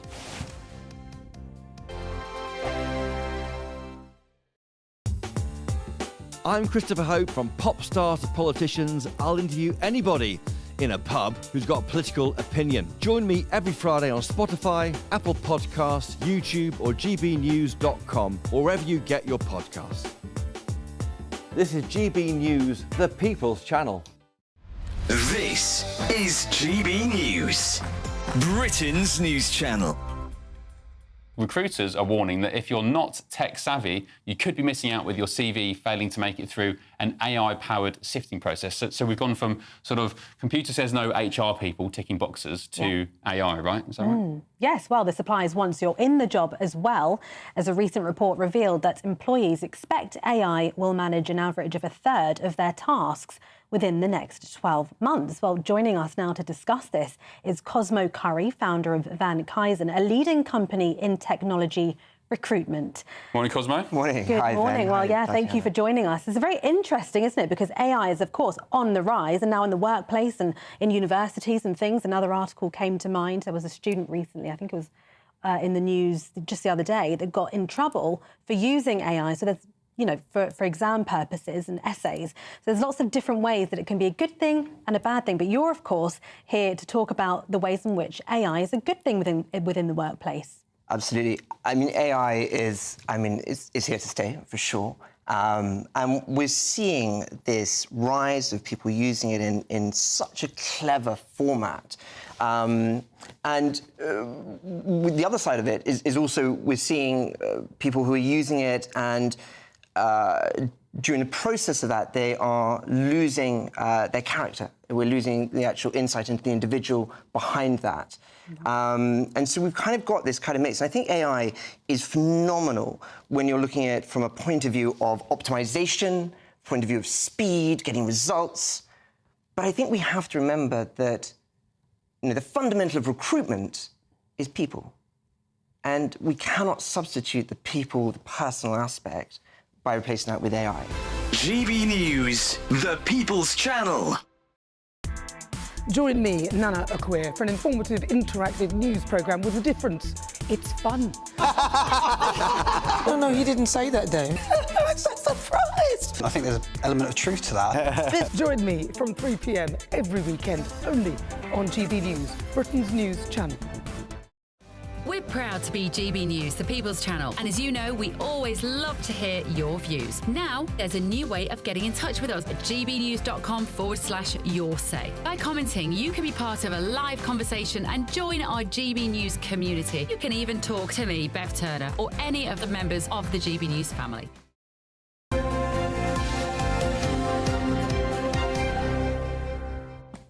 7:42, let's see what's in the papers this morning with former Labour advisor Scarlett McGuire and the journalist Andy Jones. Good morning. The Express, Scarlett. Rachel Reeves' budget is going to force small businesses to close, $3.5 grand on bills. Yeah, I know. What they say, so there is national insurance, there's no question, employers' national insurance, but their big complaint, of course, is the minimum wage. And actually, the minimum wage going up is really good for people. It actually means, and it's very good for taxpayers because we won't have to subsidise as many businesses. But the minimum wage going up means that poor people get paid more, which is but if businesses can't handle it, I'm not saying it's a bad thing, but if businesses can't handle it, then some businesses will fold. And I tell you what, I heard from a hospice. I can't think what it was called now, but a hospice last week who was saying the budget means their costs are going to go up by £250,000. And actually, they're taking stuff. They're going to try and get rid of the national insurance on hospices because hospices are so important, right? Yeah. So that actually, on hospices, we really have to do something because we should have many, many more. They do a brilliant job. All this should have been thought of beforehand, shouldn't it? Yeah, I think that there's a lack of sometimes thought. The VAT for private schools was due to come in January, which is preposterous when the school halfway through the school year. It's coming in January. Yeah, I understand, but putting it in halfway through the school year doesn't particularly help. But talking about this story in the Express, where they've done a deep dive into different shops, they talked to a shop owner who owns a PC shop, a computer repair shop. He says he's now got a cost of £100,000 before he's even sold a single item. Minimum wage has gone up 77 pence per hour, which obviously, as Scarlett says, does put more money in the poorest people's pockets. But again, if you then lose your job because they can't afford to hire you or they don't give you jobs in the first place, it can then be problematic. For instance, the national insurance rise now catches workers who do as little as 8 hours a week. And so those sort of part-time jobs, which are important to keep people off benefits, those sort of starter jobs where you get your first job and get some experience, put you through uni, put you through studies, etc. Those jobs are going to increasingly disappear. And whether or not it's big companies like Marks and Spencer's and Sainsbury's complaining about the budget or small shop owners, there are problems for it. And again, if these small shops close, you then have increases in things like crime, because as we've seen, a strong high street, you get significantly less crime than where you've got sort of shuttered, boarded up shops, etc. And it affects other things like depression, etc. as well if your area is run down. I think that there is a big picture issue here. Yeah. There is a big picture issue, but one has. And I'm really keen on small shops, and I live very close to a big road with lots of shops.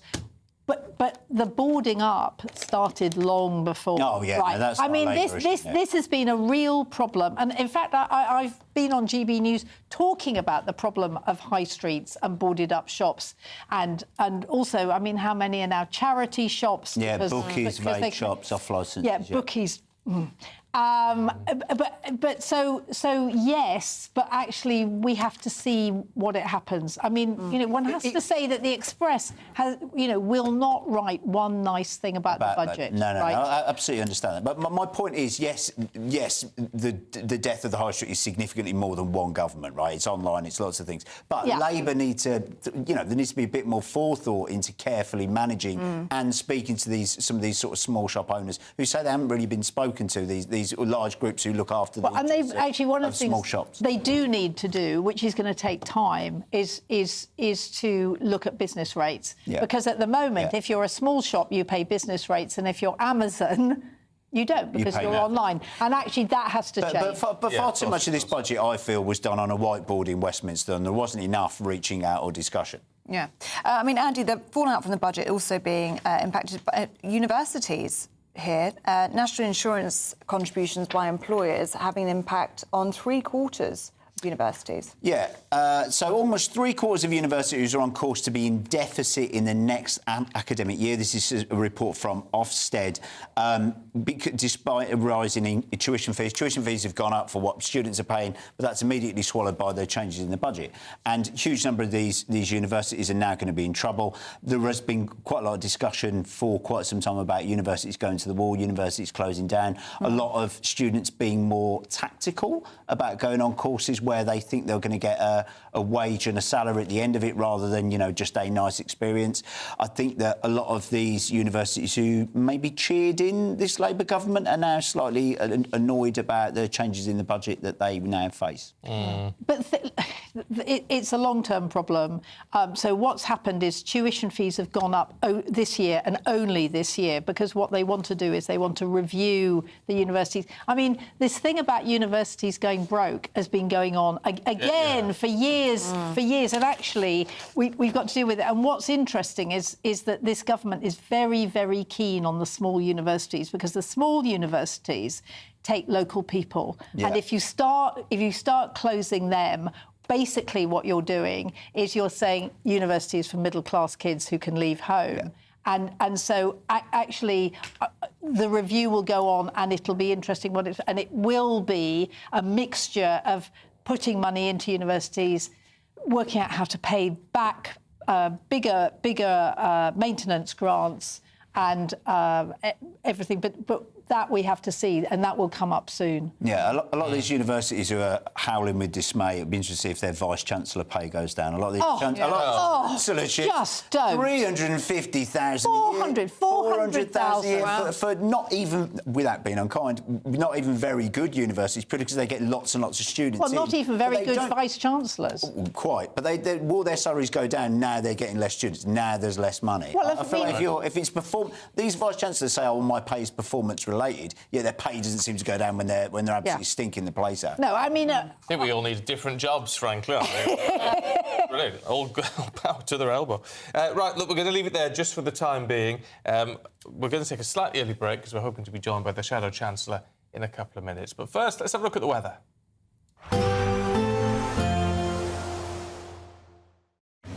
A nice bright morning will generate a lovely warm day, right through to the evening. Boxed Solar, sponsors of weather on GB News. Hi there and welcome to the latest update from the Met Office for GB News. A fine day for most of us, largely cloudy, especially in the north, and there will be some rain out there, particularly for northwest England, western Scotland and Northern Ireland. These drizzly outbreaks of rain, not amounting to much, but making it feel rather unpleasant with a lot of low cloud in these areas as well. Brighter skies for eastern Scotland, parts of northeast England, but the best of the sunshine will be through parts of Wales, the Midlands and the south of England. A very pleasant day here, highs of 11 to 13 Celsius with light winds. Similar temperatures further north, but not feeling nearly as pleasant for northwestern parts because of the brisk breeze, and also because the rain's going to turn heavier and more persistent later on for parts of northern and northwest Scotland. In fact, a narrow but fairly intense band of rain begins to move in during the evening into northwest Scotland. A short-lived spell, but could be quite lively while it lasts. Ahead of that, Northern Ireland, Northern England staying largely cloudy with some low cloud about and some drizzle. Likewise for North Wales. But we keep the clear skies for some time in the south, and under those clear skies, a few mist and fog patches will form overnight. Perhaps a touch of frost, some chilly pockets here and there, but actually the cloud does slowly increase from the north as the night goes on, and that will tend to clear the fog in places and leave temperatures at around the mid-single figures by dawn. Further north, we've got the band of rain sinking south across Scotland, Northern Ireland, and then into Northern England and North Wales for Saturday morning. It's weakening, but it will be cloudy with outbreaks of rain for some time. In the south, mostly dry and bright, but further north, skies brighten, but it turns colder with these winds coming from the north-northwest, gales for northern Scotland, and frequent showers, and these showers will be falling as sleet and snow for the north of Scotland. Expect a warm front, moving from the kitchen right through to the rest of the house. Boxed Boilers, sponsors of weather on GB News. The latest GB News travel. Good morning, I'm Russell Holding. In Perth and Kinross, the A9 is partly blocked northbound by an accident at the Inverolman roundabout. Trains between Selby and Doncaster are diverting via Goole again today, with buses replacing trains between Selby and Doncaster because of an ongoing points problem. On the M62 in Greater Manchester, there's a lane closed westbound where someone has a puncture at junction 18 at Simister Island. It's a bit slow towards and past there. On the M1 in Leicestershire, there's a lane closed on the northbound exit at junction 24 for the A453 south of Nottingham, where someone's broken down. The M45 in Northamptonshire's closed westbound off junction 17 of the M1 after a lorry caught fire in the early hours of this morning. There are some cancelled Great Western Rail services between Paddington Station in London and Reading because of a faulty rail. There's a reduced service too on the Heathrow Express, and on the M26 in Kent it's taking 20 minutes in queues approaching the M25 because of roadworks. You can stay up to date throughout the day by visiting our website gbnews.com. Dating on demand. Good luck. Nightmare commute? Kick it up a gear with GB News Radio. You can listen online and on DAB+ and on the GB News app. We're also on TuneIn and the Radio Player app. From the school run to rush hour, get revved up with GB News Radio. We are the People's Channel, Britain's news channel. In the GB Newsroom, we bring you the news as it happens. With our team of dedicated journalists across the UK, we're ready to keep you up to date with what's happening every half an hour, every single day. Bulletins here on GB News. The People's Channel, Britain's news channel.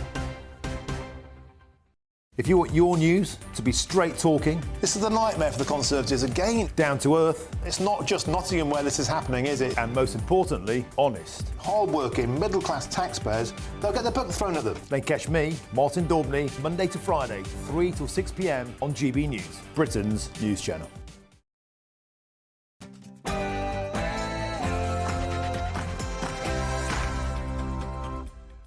7:54. There's lots of you getting in touch this morning. Deborah makes a very good point because we're talking about the high street and business rates, and a lot of small businesses very upset by the budget. Deborah says the death of the high street is down to us, our shopping habits. Business rates don't help. The acceleration of the death of many jobs for young people is down to Labour's new policies. Yeah. I mean, it's true. Most people now will see the price of a book, let's say, in a small shop, and then they'll see the price of a book on Amazon and would be tempted just to shop online. Well, it's an interesting point from Paddy, who says minimum wage, higher minimum wage is double-edged. If employees cost more, there'll be fewer employees. Fewer of them, yeah. Especially with small businesses. It's a balance. I don't know how you sort that out. Look, the Chancellor last night, in the wake of her budget, was giving the Mansion House speech. Cutting red tape, she said, for businesses, too much regulation, not enough growth. And then we've had those growth figures this morning, which are very disappointing. Let's talk to the Shadow Chancellor, Mel Stride, who joins us now. Good morning to you. What did you make of the Mansion House speech last night? Good morning. Well, it was Rachel talking about growth. What she didn't talk about, of course, was the budget. Of course, what we know this morning is this 0.1% increase in GDP over the last quarter, which is just 1/7 of what the US has achieved and well behind France and Germany, is further evidence that I'm afraid this government has no plan for growth. I mean, in fact, in the budget, as we know, national insurance on employers rocketing up, which is going to be inflationary, depress wages and lead to higher unemployment. So I'm afraid, you know, even if you look at the forecasts that the OBR produced at the time of the budget, that shows lower growth across the forecast than they were forecasting when we were in office back in the spring. So great to talk about growth, but there's a difference between talking about it and actually delivering it. Well, she says this is all part of delivering it by cutting this red tape on the city. It's key to promoting growth, including loosening the rules on how bankers can receive their bonuses, saying they can go earlier now after 5 years rather than 8 years. This is all in an attempt to keep those high-value individuals from going abroad. Does that sound like a good plan to you? Yeah, look, anything that promotes growth, and our regulators, for example, the FCA and others, have a role within that. And when we were in government, we were actually bringing in measures to make sure that they took into account growth as well as other factors when they regulate the markets that they're responsible for.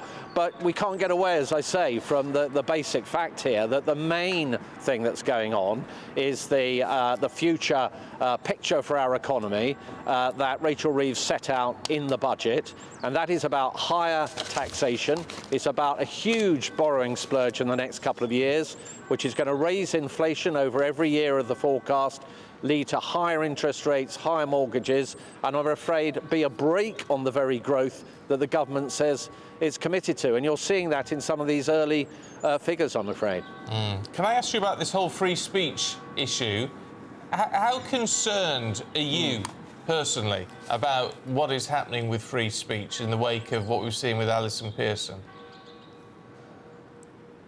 Well, I think given that the Alison Pearson situation is one that's subject to an investigation at the moment, I'm not going to comment specifically on that. But as a more general point, what we're seeing in classrooms, what we're seeing in our universities, I am really very concerned about impingements upon free speech. And I think we need to look, and the government needs to look very carefully how that is working. I mean, look, we've all grown up in school classrooms as younger people in life where things were said to us or about us that may have been unpleasant, but I don't think that necessarily needs to lead to a police officer or reporting further up the chain being required. So I do think we need a rethink here. We brought into place actually clear guidelines around these issues, which, if applied, I think would work appropriately. But it seems to me that in many cases here, they are not being appropriately or proportionately applied, and I think that's very much at the heart of this issue. Can I ask you about comments from Andrew Bailey, the Governor of the Bank of England, last night, talking about Brexit, talking about the impact that he says Brexit, the consequences had for the UK, saying it's reduced the level of goods coming into this country. The government needs to be alert to that and welcome opportunities to rebuild relations with the EU. What do you make of those comments? Well, look, the EU is our largest trading partner, so it's very important that, of course, we do what we can to ease frictions within that trading relationship.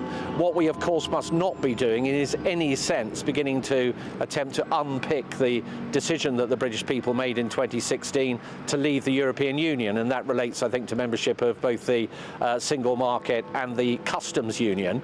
But he's right, where further progress can be made to ease, for example, in the phytosanitary area and farm products and the movement of those and other areas, that we should look at making further progress with the EU. But it's not all about the EU now. We've had 72 different free trade agreements that we brought in since we left the EU, including one relating to the Trans-Pacific Partnership, which I think is very exciting because that's a market that is bigger than the EU, and of course it's growing faster than the EU as well. And we must also look at America too, because with a new administration it may be that there are opportunities there for a free trade deal of some description with the United States too. We shall have to see. Mel Stride, good to talk to you this morning. Thanks very much indeed. And as you heard, the chimes of Big Ben there, it is 8 o'clock. And our main news this morning, is it a free speech breach? Yes, the scale of the investigation into Telegraph journalist Alison Pearson is revealed as 3 police forces were called in to probe her. Well, she's being investigated by Essex Police now for a non-crime hate incident or allegedly stirring up racial hatred in her social media post last November.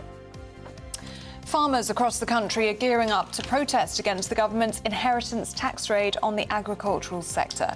GB News reporter Jack Carson is live from a farm in Lancashire. Well, the government say that this is all about a fair and balanced approach, but farmers will be taking to the streets in London next week. We're going to be speaking to one about the impact that those changes to inheritance tax are having. The UK's economy slowed to 0.1% growth between July and September, down from the previous quarter. That's according to the Office for National Statistics. Thousands of people have been evacuated from their homes in the Costa del Sol region of Spain as extreme rain and flooding hits the area.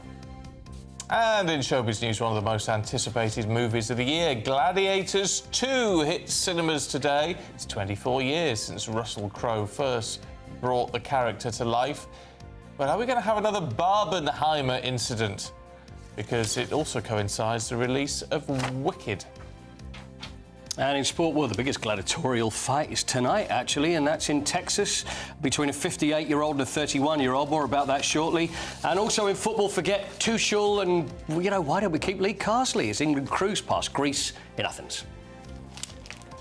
A significant change in the UK's weather is expected during this weekend, but today at least is fine for most of us, drizzly for some of us. Find the full details in the forecast coming up shortly. It's just gone 8 o'clock. I'm Stephen Dixon. I'm Ellie Costello, and this is GB News Breakfast.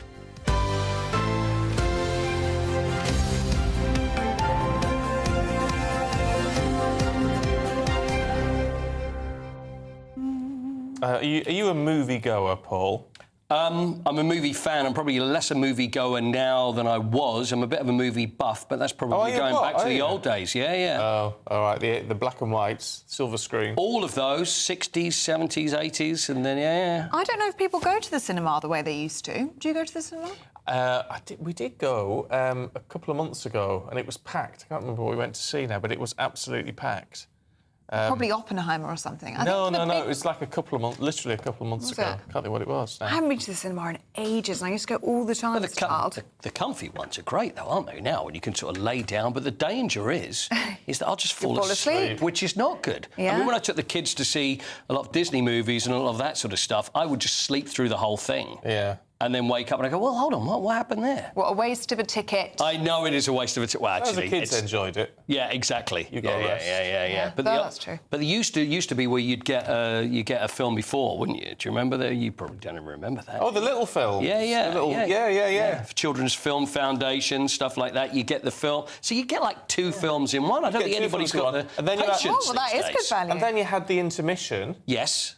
There's an intermission in the middle of the film because they had to change. That's quite handy because you go to the loo. Well, it's when the ice creams came round.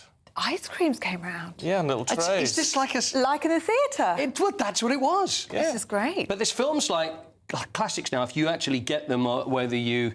I didn't even buy them on DVD now, but if you download them, like Lawrence of Arabia or Dr. Zhivago, these great epics, they even have the intermission as it was then. Oh, do they? So you can watch it, and as it was then, and then you get the music, and you get like the Maurice Jarre music plays there. So you can go and get your own ice cream, and then go back and sit in the room, watch the rest of it. That's a good idea. So long. I'm not old enough to remember them coming around with a cigarette. I don't remember that. You know the ice creams I remember. Oh, that needs to they come actually back, used to sell cigarettes. Well, yeah, these little trays of ice creams. It was trays of cigarettes. It's crazy to think about now, isn't it? It probably wasn't that long that people could smoke in a cinema, whereas now it just seems crazy. Smoke everywhere. Yeah. See, I feel like the cinema has become a bit of a luxury now. I don't know about you, but I feel like it's so expensive to go. Really expensive. I'd only go for a big blockbuster now that I'm desperate to see. Yeah. And if I was to go now, I'd pay that little bit more and go to the ones where you can lay out and order food. Because it used to be you could go to the cinema and you would get the full experience, it would sound great, it'd look great, whereas TVs these days, it's not like you're watching on some little TV back in there, it's not really that much different, so a lot of people will just stream it. Well, let us know. Are you going to be watching Gladiator 2? Are you going to be watching Wicked, which is out next week? No. Are you going to the cinema for them? Let us know. I'll be watching Wicked. I can't wait for Wicked. Really? Yeah. It's definitely a girly... I've seen the show. It's a good show, I've very seen good the show, but the film, I'm not really sure.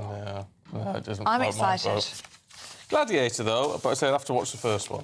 I haven't seen the first OK, one. we'll watch the first one and we'll watch the second one. You should have a little sleepover and watch Gladiator. That would be... Yeah, but that's probably what will happen. I'll start watching it. Then you'll fall asleep. Exactly. Probably. Right, on to the main news this morning. Police the streets, not tweets. That's the message to the Prime Minister following a rise in police investigations into non-crime hate incidents. Well, it's following last weekend's police investigation of the Telegraph journalist Alison Pearson. It's now been revealed that 3 of Britain's largest police forces were involved in the investigation of her social media posts. Let's talk to former advisor to Michael Gove, Charlie Rowley, who's here. Good to see you, Charlie. Good morning. Is it about time? I mean, this has been brought to much more attention because Alison Pearson is a journalist for The Telegraph and therefore she's been able to get a platform with Nigel Farage to tell her story. However, is it now time that we really grow a backbone on this politically and put a stop to this nonsense? Well, the idea that it's taken 3 police forces, I mean, let alone 1, but 3, to investigate what might be a tweet of some kind, I think is ridiculous. When you hear story after story of shopkeeper after shopkeeper having their having to deal with things like shoplifting, when you're seeing no end on the streets of London alone, people having their mobile phones and goods snatched out of their hands, the police need to be policing the streets, not going after people, particularly journalists, who might have said something or not. And by the way, the story when the police turn up, according to Alison Pearson, and weren't able to tell her exactly what she'd said or what they were there for. Or who lodged the complaint. Or who lodged the complaint. And by the way, don't tell anyone about this, according to Alison, is ridiculous. It is a police power gone mad. Now, I don't like to criticise the police too much. I think they get enough of it from everybody else. We need to back the police. They do a brilliant job. People that put on that uniform put their lives on the line. But when it comes to these kinds of decisions, who is making them? Is it the officer on the ground? Is it middle management that haven't got a clue what's going on in their communities? Where are the police and crime commissioners to call out this kind of, ridiculous kind of policing? People will rightly be watching this story and throw their hands up in the air and say, what on earth is going on in the police in this country? Do you think there could be some confusion in the ranks as to what should be recorded as a non-crime hate incident? Because the Times today saying that children as young as 9 are being investigated, but calling other pupils smelly or saying they smell like fish. And I think, look, as Mel was saying, in the classroom, people have said things that are unkind, and but those are the kinds of instances for schools you would have thought to fix. If there's bullying in schools, I absolutely hate bullying in schools. I hate bullies full stop. But it's for schools and parents to come together to sort of deal with that. It's part of life, isn't it? And it's part of life to read something now on social media that you don't agree with, that heaven forfend, you may even be a bit offended by. Yes. That's life. And on social media, breaking news, there's a lot of misinformation on social media. A lot of people post things that actually aren't true, or they don't know what they're talking about, or whatever. You can't challenge everything. You can't. You understand, I think, when you go onto a social media platform, that is kind of what you're going to get as part of the ride. But the idea that you're right, police are investigating kids as young as 9, I think is a total waste of police time. I think that's the very definition of total waste of police time. When they should be going after the hardline criminals, people that we read about day after day, where there are real victims in this country that the police appear to be doing nothing about. But it seems that the government doesn't want to address this issue. I mean, it's not actually facing up to this growing concern. Well, I think that this government is in a particular sort of sticky wicket because of the riots that we saw over the summer and the accusation of 2-tier policing in this country, and I think some of those accusations are absolutely valid. Of course, I mean, trying to be open and fair about it. If there is someone that has posted something on social media that they may not mean necessarily, that might be in a fit of rage about something that they've read or seen on the television, they've just sounded off because that's helpful to them to get it out of their system. That is one thing. If it is a conversation, because it's written and you can't understand maybe the context, or if there is an ability for that conversation to be interpreted in a particular way that then may lead to a crime or might be more hateful, where hate speech does come into it, or a hate crime could be committed, then of course prevention of a hate crime is absolutely essential, and that's where the police can have a role. But you're absolutely right. You know, when it comes to conversations between kids in schools and police having a presence to intervene in that way, I think is totally ridiculous. OK. Charlie Brody, good to see you. Thank you very much. Thank With you. us in the next hour, aren't you? Thank you, yes. Yeah, it just seems... As you said, there's a line. It's just being... It's like everything the government seems to be doing at the moment, you know, with inheritance tax for farmers, or with, you know, what's going on with pensions and the winter fuel allowance, all the rest of it. There's a line that has to be drawn. They just seem to be drawing it in the wrong place. Yes, the thresholds in all of those examples probably need to be re-looked at, don't they? You'd think so. Well, the row over the government's introduction of inheritance taxes for farms worth more than £1 million is continuing to grow. Well, despite all of that, Labour defend the change, despite that huge swell of support for the planned protest by farmers next week. Well, the Environment Secretary says 3/4 of farmers will pay nothing, but data from DEFRA, that's the Environment and Farming Department, government, Food and Rural Affairs. Exactly that, suggests that 66% of farm businesses are over the threshold and will have to pay. Yeah. Well, Jack Carson's on a farm for us, who can tell us a little bit more. Good morning to you, Jack. Morning. Well, as you were saying there, thousands are expected to be going down to London from farms like where we are here in Lancashire to protest these changes to inheritance tax that the Treasury and Rachel Reeves announced in her first budget as the Chancellor of this new Labour government. We're having a great time this morning, spending time with these very beautiful young calves here that have been having a lovely feed this morning. But we're joined as well by Carl Kempson, who's the farmer here. I mean, Carl, just tell us, I mean, how much does this place mean to you? Everything. Live and breathe it, and the boys do too. I'm a first generation farmer, and since I started building it up, and since the lads could walk, they built it up with me, and I don't feel they should be punished for it. I mean, the government is saying they're trying to be fiscally responsible with the relief they give. They're trying to be fair and balanced. Do you hear what they're saying there? Do you believe that they're right in what they're doing there? I hear what they say, but I don't think they're right in what they're coming through with, because anything that needs to borrow money in a business that's declining, you cannot budget for the future, because that borrowed money has to be paid for, to be paid. So you're going to have to sell part of your farm, because you're not going to be able to afford to borrow money again it. And what would be the impact if you had to sell this farm, if you had to give it up because of that, you know, inheritance tax that would be charged, you know, afterwards? What really would happen for you? Well, we'd have to leave or sell a majority. I'm pension age now. I'm coming to pension age. I've just started, but my two lads that's worked long and hard, and they're recognised for what they've done in farming. I'll have to go out and get jobs. I have to go out and find other means of employment or living somewhere else, because something's got to be sold. I don't think it's right, after they've worked so hard and we've worked so hard to feed the nation. I mean, you're going down to this protest in London next week. Why, for you, are you so passionate about going down and showing, you know, your physical support down in London at this protest?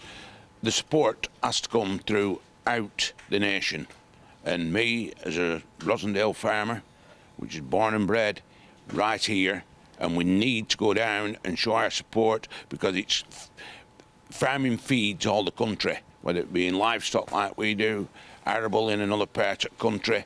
We've got to show support, and I'm going to go down just peaceful protest that we cannot afford this, what they're doing to us. They've already stripped of us BPS, that's going to end next time. It were invented in the war days to feed the nation for cheap food, and it's going the wrong way. We're not going to have cheap food on that table as what the housewife is seeing now. We're also joined by Jake Berry, former MP here. I mean, Jake, you were a Conservative MP. The Tories have been in power, until recently for the last 14 years. Do you understand that a lot of people this is as much of a fault of the previous Tory government, that the situation farmers are in, as it is this Labour government that's just come in? Well, I understand that's what the Labour Party is trying to say, but let's be absolute. Look, politics, to be in politics is to choose. This, over the lifetime of this farm tax, is going to save the government or pay the government about £1.5 billion. That's a hell of a lot of money, but let's put that in context. They found £10 billion to give people like train drivers already earning £70,000 a 20% plus in some cases pay rise. Train drivers do a hugely important job, but just remember this: if we don't have farmers like Carl working the land, putting food in the supermarkets, we have no food. As a nation, we cannot survive. No farmers, no food, no future, no security. And that's why this is absolutely the wrong thing to do, and it's the wrong choice for the government to make. Jake, thank you so much for joining us, as well as Carl. Thank you very much for letting us be on your farm today. You heard really how strongly Carl feels about the impact that this change is going to have on the future generations, whether it's his sons or his grandsons too. OK, Jack Carson, thank you very much indeed. 17 minutes past 8. Let's have a look at some of the other key stories heading into the newsroom this morning. And Donald Trump has chosen Robert F. Kennedy Jr. as his new health secretary, a job that will see him take charge of areas such as drug, food and vaccine safety. This comes as Trump has also appointed Tulsi Gabbard as his US intelligence chief, sparking concerns that the intelligence community will become increasingly politicised. British defence figures have spoken out with their concerns by the president-elect's choice due to Gabbard's pro-Moscow narrative. There's been a scuffle at the France-Israel football match. Despite a heavy security presence, they've been trying to stop a repeat of violence in Amsterdam last week, where around a Europa League game, 4,000 security personnel were deployed in Paris. 3 former Harrods employees have come forward accusing Mohammed Al Fayed's brother Salah Fayed of a string of sexual assault and trafficking allegations. The new claims accuse Salah Fayed of abusing the women in a host of locations, including London, the south of France and Monaco between 1989 and 1997. Recent weeks have seen over 400 claims of sexual abuse against the retail billionaire and former Fulham chairman.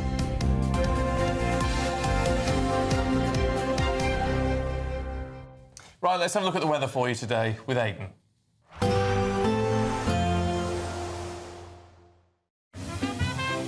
Heavy showers first thing will be followed by a warm, cosy day. Boxed Boilers, sponsors of weather on GB News. Hi there, welcome to the latest update from the Met Office for GB News. A fine day for most of us, largely cloudy, especially in the north, and there will be some rain out there, particularly for northwest England, western Scotland and Northern Ireland. These drizzly outbreaks of rain, not amounting to much, but making it feel rather unpleasant with a lot of low cloud in these areas as well. Brighter skies for eastern Scotland, parts of northeast England, but the best of the sunshine will be through parts of Wales, the Midlands and the south of England. A very pleasant day here, highs of 11 to 13 Celsius with light winds. Similar temperatures further north, but not feeling nearly as pleasant for northwestern parts because of the brisk breeze, and also because the rain's going to turn heavier and more persistent later on for parts of northern and northwest Scotland. In fact, a narrow but fairly intense band of rain begins to move in during the evening into northwest Scotland. A short-lived spell, but could be quite lively while it lasts. Ahead of that, Northern Ireland, Northern England staying largely cloudy with some low cloud about and some drizzle. Likewise for North Wales. But we keep the clear skies for some time in the south, and under those clear skies, a few mist and fog patches will form overnight. Perhaps a touch of frost, some chilly pockets here and there, but actually the cloud does slowly increase from the north as the night goes on, and that will tend to clear the fog in places and leave temperatures at around the mid-single figures by dawn. Further north, we've got the band of rain sinking south across Scotland, Northern Ireland, and then into Northern England and North Wales for Saturday morning. It's weakening, but it will be cloudy with outbreaks of rain for some time. In the south, mostly dry and bright, but further north, skies brighten, but it turns colder with these winds coming from the north-northwest, gales for northern Scotland and frequent showers, and these showers will be falling as sleet and snow for the north of Scotland. Even though we'll see a cloudy start, it'll be a bright outlook for the rest of the day. Boxed Solar, sponsors of weather on GB News. I have to tell you, Charlie Rowley is still in the studio, and we can't get rid of him because he wants to know, with 40 days left to Christmas, Charlie, he wants to know if he can take part in our Christmas giveaway. Oh, yes. I don't know what the rules are. You probably can't, not. to be honest. Probably not, so hard luck. But you stand an even better chance, saying, because it's one less person in it. 40 days, and it's the last week of our big Christmas giveaway for you. If you want to take part, here's how.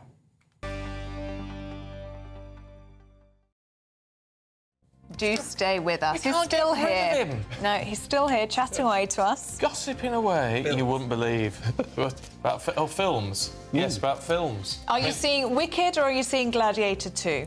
What's going to be taking you to the cinema? I, for what it says, we'll be going to see Wicked, probably, because, yes. as you know, I've just come back from New York and I do like a bit of Broadway, so, and I've seen the musical, so I'd like to go and see the film. Yes, I would. Yeah. Well, there's a shocker. I shall be watching Gladiator. Coming up, we're going to talk to Yotam Confino, who's written a book chronicling the key events of Benjamin Netanyahu's time in government in Israel. That's next. This is GB News, Britain's news channel.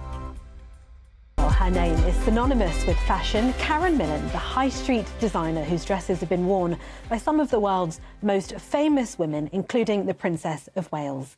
Yes, but in a recent Daily Mail interview conducted by our showbiz juggernaut, as I call her, Steph Tetchy, 63-year-old Karen confessed she isn't immune from worries about her appearance. Well, this summer, Karen took the plunge with a £35,000 facelift using the very latest surgical techniques. Now, to hear more of her story, we're delighted to be joined by Karen herself and consultant plastic surgeon Dr. Tunj Tiryaki, co-founder of the London Regenerative Institute. So, how did you two get together? That was a meeting at the Parliament, wasn't it? It was, actually, yeah, through mutual friends, really. So you already knew of Tunj and you knew his expertise. How did you come to the decision to kind of go ahead with this? I was reading the Mail article and apparently one day you looked in the mirror, and I've heard this story so many times before, yeah, I know, from not least my mum and my nan, and they said they looked in the mirror and thought, goodness me. I know. I think it's that menopausal thing when suddenly things just change.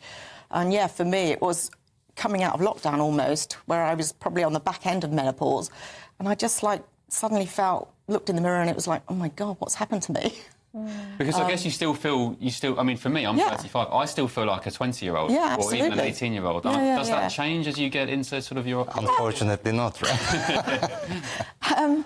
Well, it does change to a certain extent, but, you know, I've always looked after myself, so I've always kept fit and looked after my skin. So, you know, it did come as a bit of a shock. I mean, I know, obviously, ageing happens to us all and we have to embrace that, but there's a certain amount that we have to put up with and then, you know, other things can step in. GB News, the People's Channel. Good Afternoon Britain isn't just about us. The wonderful thing about this programme is it's about everyone watching. It's an interactive programme. Well, there absolutely is something to see here, and we're going to be talking about it more. Whether it's breaking royal news, Will, please bring us up to date. or indeed a particularly punchy speech in the House of Commons. Very, very curious. We bring it to you live, and then we bring you live reaction as well. That's Good Afternoon Britain, weekdays from midday. Only on GB News, the People's Channel, Britain's news channel. Welcome to State of the Nation, daily plunge into the stories shaping our country. I'm Jacob Rees-Mogg, and Monday to Thursday we bring you the insights, the facts, the truth about how our country is being governed. Because what happens in Downing Street matters down your street. Tune in to State of the Nation every Monday to Thursday, 8 to 9 o'clock. Only on GB News, the People's Channel, Britain's news channel.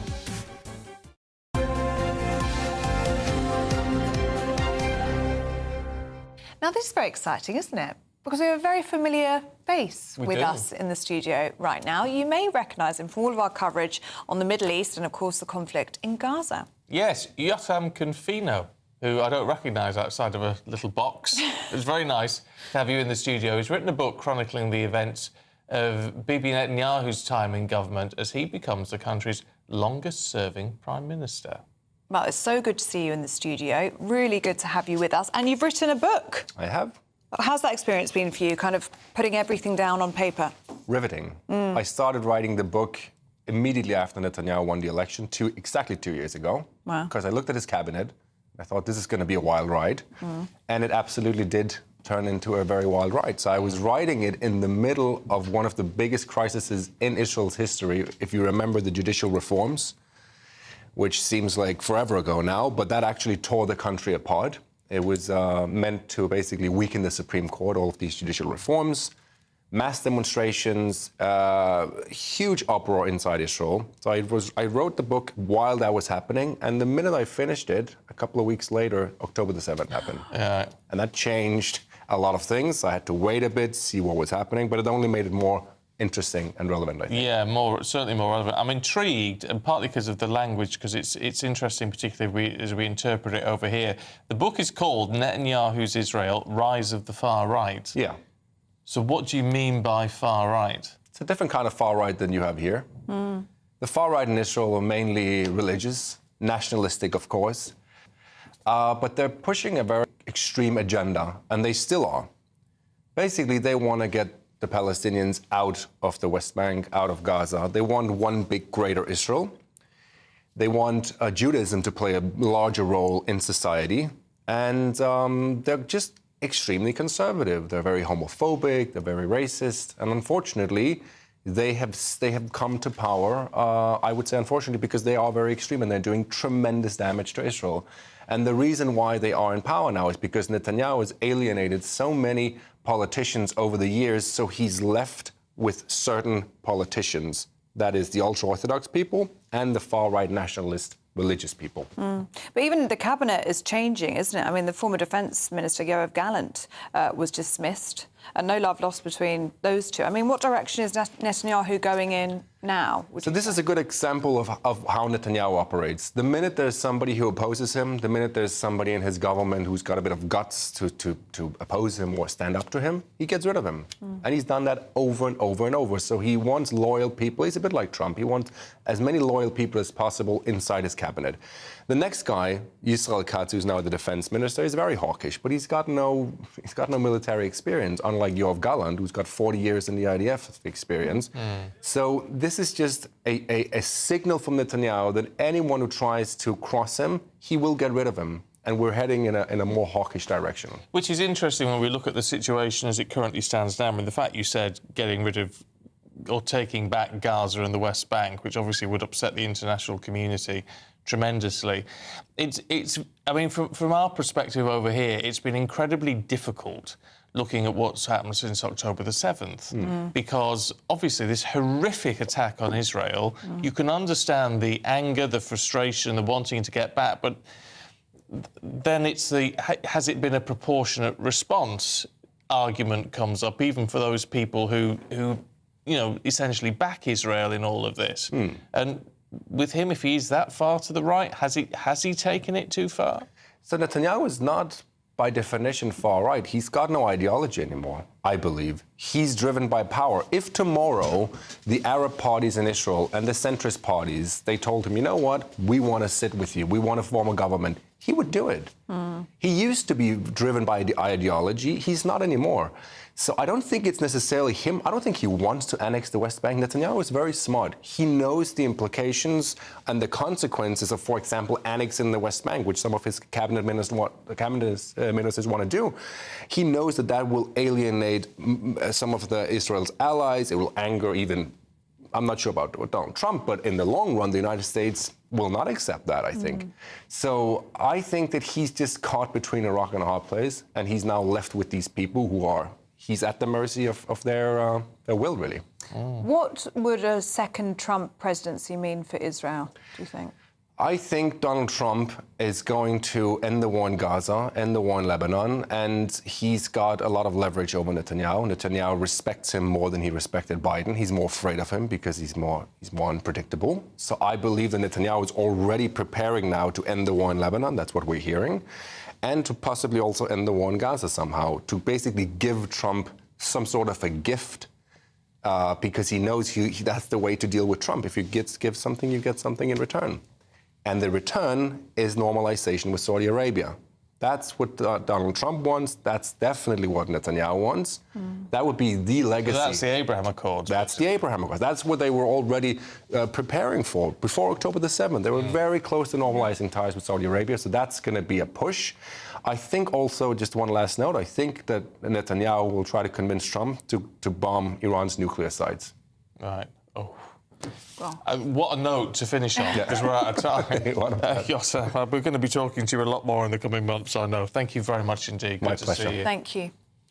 Now, you know, at GB News, we love to hear what you think. So every day we'll be running our poll of the day. And today we're asking, should civil servants be allowed a 4-day working week?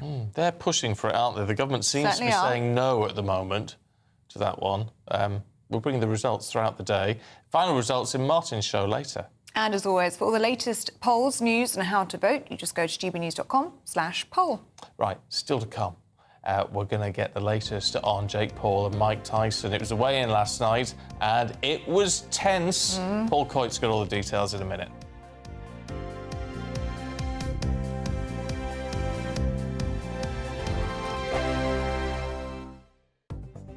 The latest GB News travel. Good morning, I'm Russell Holding. On the M8 in Renfrewshire, the inside lane's closed eastbound where a car's broken down at junction 27 at Paisley, causing queues. Train services between Selby and Doncaster are diverting via Goole again today, with buses running between Selby and Doncaster. There's an ongoing points problem. On the M62 in Greater Manchester, there's a lane closed westbound where someone has a puncture at junction 18 at Simister Island. On the M1 in Leicestershire, the inside lane's closed on the northbound exit at junction 24 south of Nottingham where someone's broken down. In Powys, the A470 is closed each way at Libanus because of an accident causing queues between Brecon and Merthyr Tydfil. There's some cancelled trains between Paddington and Reading because of a faulty rail, reduced service on the Heathrow Express. And in Somerset, the A39 is closed at Shapwick between Bridgewater and Street after an accident. And that's the latest. You can stay up to date throughout the day by visiting our website, gbnews.com. It's Patrick Christie's Tonight, and here we do things differently. It's explaining the absolute madness of this, doesn't it? It's explosive. I mean, this is very good. It's lively. 850. Your government sat there, Sean, and it did nothing. It's controversial. And the Middle East has been in turmoil since before I was born. It's everything you need to kickstart your evening. Everyone's had their Weetabix tonight. I love to see it. That's Patrick Christie's Tonight, weeknights from 9 p.m. Only on GB News, the People's Channel, Britain's news channel. I'm Christopher Hope. From pop stars to politicians, I'll interview anybody in a pub who's got a political opinion. Join me every Friday on Spotify, Apple Podcasts, YouTube or gbnews.com, or wherever you get your podcasts. This is GB News, the People's Channel. Join me, Nana Akwe, for an informative, interactive news programme with a difference. It's fun. No, he didn't say that, Dave. I'm so surprised. I think there's an element of truth to that. Join me from 3 p.m. every weekend, only on GB News, Britain's news channel. We're proud to be GB News, the People's Channel. And as you know, we always love to hear your views. Now, there's a new way of getting in touch with us at gbnews.com/yoursay. By commenting, you can be part of a live conversation and join our GB News community. You can even talk to me, Bev Turner, or any of the members of the GB News family. Hi there, I'm Michelle Dewberry, and I'm going to take a second to tell you all about my show, Dubes & Co. We start off with the issues of the day. We then bring in both sides of the arguments. We get rid of the disrespect, and then you throw me into the mix. And trust me, I'll tell it exactly how it is. And then, of course, the magic ingredient, you at home. We mix it all together, and what have we got? In my opinion, the best debate show in town. Monday to Friday, 6 till 7 on GB News, Britain's news channel.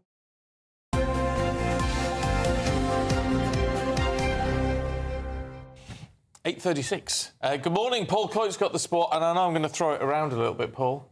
Are you? Yes, What I are you am, gonna throw around? because I cannot wait any longer for this weigh-in last night. I want the weigh-in. OK. Well, look, before we see this, it's really bizarre, because as I got up this morning, I got up usual time, 3:10, the alarm goes off. I walk into the bathroom, and what did I see? Now, look, this is what reminds me, the moment this happens. Look, there we are. Look, I'm thinking that's me there. Look at, I mean, Mike Tyson in his pants. Huge. Really? There he is. He's 58 years old. He's going to be fighting a man much younger than him, Jake Paul of 31. So this is the fight which happens tonight, and it's going to be on Netflix. It's probably about 4 a.m. So there's Mike. He's going there for the weigh-in. But the thing is, in true weigh-in fashion, it all goes back years, to make it a little bit more interesting. He walks over to Jake Paul and gives him a little slap. Oh. And when I say little slap for Mike Tyson, I'd probably still be spark out if I took this. Here he goes. So those on the radio, he's just walking along the stage. There's Jake Paul right in front of him, just about to give him a mouthful. Shakes hand with one person, and then... That's more than a slap. Jake Paul's beard actually took most of it, and he's standing there. Is that all you got? Can I say that Jake Paul took that like a champ, didn't even flinch. Didn't flinch, I'd be did he? Sparko. I would still be out right now. Yeah. I would still be. Here he comes again.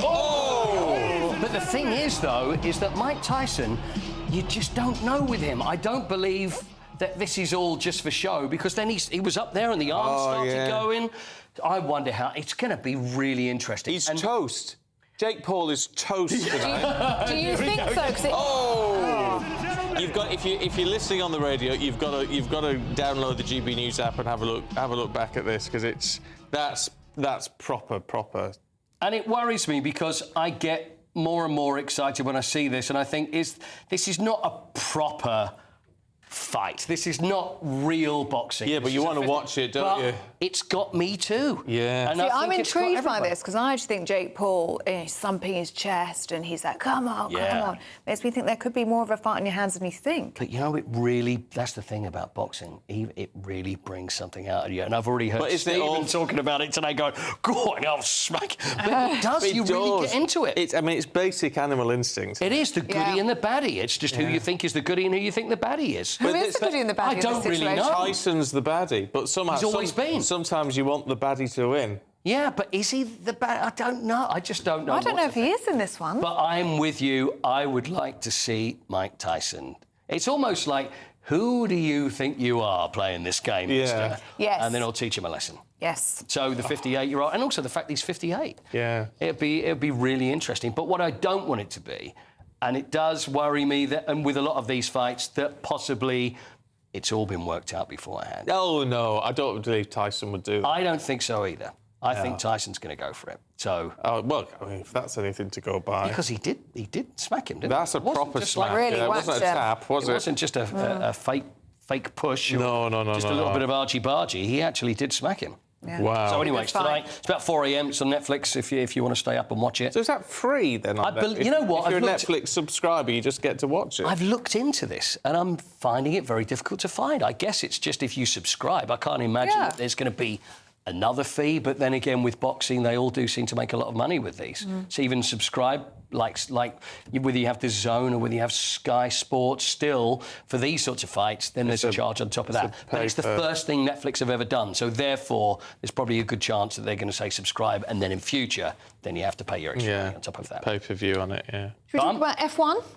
Yeah, this is just a story that F1 is going to continue at Monaco. The Monaco Grand Prix, which has been going since 1950. You know, think of the days of the showbiz, the glamour, Princess Grace. Oh, yeah. You know, and that's what it was all about. That's what got us. That was for you, Ellie, you know, that was for you. Well, there's been... Talk about movies earlier on. You're all black and white, your silver screens. There's been some of those all set around the sort of Grand Prix in Monaco and things, haven't there? Of course, yeah. Because it is just... That is pure glamour. Yeah, there was... What was it? Was it the Steve... Oh, was it James Garner, Steve McQueen? What was that? I think it was called Grand Prix, was it? In the late 60s? That was set in Monaco. But the thing is, how things have changed over the years because of the cars and the speed, etc. They're not... The roads around Monte Carlo are not built for Grand Prix, or Grand Prix, like like you, as they used to be. So it's very difficult to overtake. So it was a question whether should they continue to be in Monaco, but really, you've got to have a You've got to. So they've signed a deal, and I think it runs for the next till 2031. Another 6-year deal. That's a good. So this year or next year, May 23rd to 25th. You want to do some birthdays? Oh yeah, go on. Please. I should mention England beat Greece, but we know that anyway. We know England beat Greece 3-0. Right, let's do some birthdays over the weekend. How old are they, please? Sporting stars. Let's have the first one. Oh, look, see, now there's a man that fought Mike Tyson twice. Yeah. It's the fella, the second in from the right. It is the one, by the way, just in case you wonder, it's Frank Bruno. 69. I'm going to go 72. 72?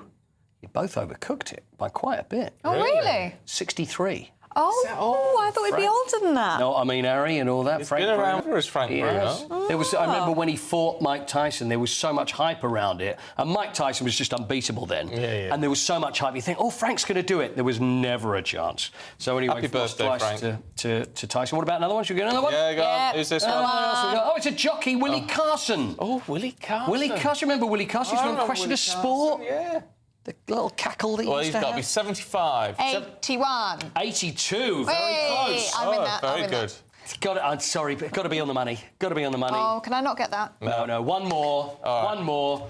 Olympic long jump champion from 2012. Frank, yours as well. That pose, there's a roundabout, because he's sort of Milton Keynes based, there's a roundabout of the sculpture of him in exactly that pose. Aww. Really? Yeah. And strangely, that's exactly the pose that I would have if Mike Tyson was walking towards me. Yeah, exactly. Exactly the same one. I reckon he is... Greg Rutherford, of course. 39. How old? 39. 39. Ellie, he's very, very close. He's one away. Which direction are you going to go? 40. Are you going to go 38 or 40? It's going to be 38 then. 38's right. Yeah. No. Is it because Stephen hasn't been invited to his 40th birthday party yet? So Yeah, that's how you... That's what you're thinking. 38 today. No, okay, I bump into him in B&Q. Do you really? Hilarious, yeah. Does he know who you are? Do you say hi? Yeah, because we've chatted before, and but yeah, so just, I mean, not every week, but you do see him occasionally in B&Q. He's a lovely Get him fella. on the show. He's a lovely I fella. haven't got his number. Next time we see him in B&Q. Come on the show, Greg. Yeah. Yeah, He's there with his exactly. paint. And then he might say to you, come and have a long jump, Stephen. So, Yes. you know, it'd be great. No? There we are. OK, fine. Well, just... There you go, nice fella. Happy birthday. Yeah. Right, Paul, thank you. Have a lovely weekend. Thank you very much. Oh, yeah, that's it, isn't it? Enjoy the fight tonight. Oh, yeah. Well, that's good because you'll be yeah. staying up late to watch that. It's probably for the best. Yeah. I won't get past 9 o'clock tonight. That's never going to happen. But you never know. I'll give it a go. All right, we've got the papers heading away in just a couple of minutes. Don't go anywhere.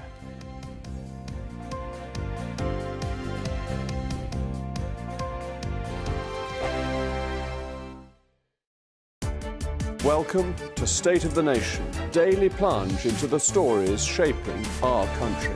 I'm Jacob Rees-Mogg, and Monday to Thursday we bring you the insights, the facts, the truth about how our country is being governed. Because what happens in Downing Street matters down your street. Tune in to State of the Nation every Monday to Thursday, 8 to 9 o'clock. Only on GB News, the People's Channel, Britain's news channel.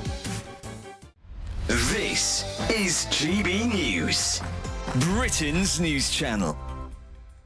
Now, our next guests have been working closely with celebrities and MPs to help clean up our planet. Very important. Think Ocean was founded in 2021 with two main goals. One, educating the next generation to make sure that they know when they're growing up that naturally we have to take care of the planet and cleaning pollution that's already in the environment. Well, joining us now to tell us more is Think Ocean's founder, Hugo Valdez-Vera, and the co-founder, Nolene Mariappan. Really good Morning, to see you both this morning. So, Nolene, let's start with you. What is Think Ocean and why did you want to start this back in 2021? Yes, so Hugo had actually been working on the environment and climate action for quite a long time. When he moved to the UK, he realised that there was a growing problem with plastic pollution and that more needed to be done because people weren't actually seeing the link between plastic, the impact on the environment and climate change. So he founded the organisation and I joined him with three goals, really. Education, looking at technology to scale solutions, and looking at how we develop more circular economy programmes. So actually looking at reusing, recycling, actually creating local economies from what people would consider waste. Hugo, just how bad is plastic pollution around the world, and especially here in the UK? Well, it is bad, but we don't know the extent of how bad it is. You know, this is not much interest from the bigger players or, you know, some government for us to know every detail of the pollution. So if we know that is from 1 to 10 is 2, probably it's about 6. Oh. GB News, the People's Channel. Good Afternoon Britain isn't just about us. The wonderful thing about this programme is it's about everyone watching. It's an interactive programme. Well, there absolutely is something to see here, and we're going to be talking about it more. Whether it's breaking royal news, Will, please bring us up to date, or indeed a particularly punchy speech in the House of Commons. Very, very curious. We bring it to you live, and then we bring you live reaction as well. That's Good Afternoon Britain, weekdays from midday. Only on GB News, the People's Channel, Britain's news channel.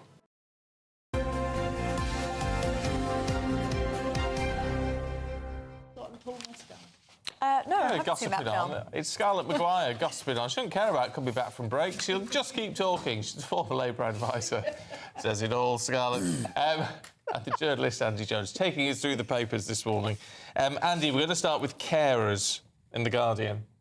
Yeah, absolutely. So Guardian run the story on their front page. More than 250 unpaid carers. So these obviously people who are helping family members, children, doing a job that, you know, NHS absolutely can't possibly do. They're, you know, a absolute lifeline on our front line of care.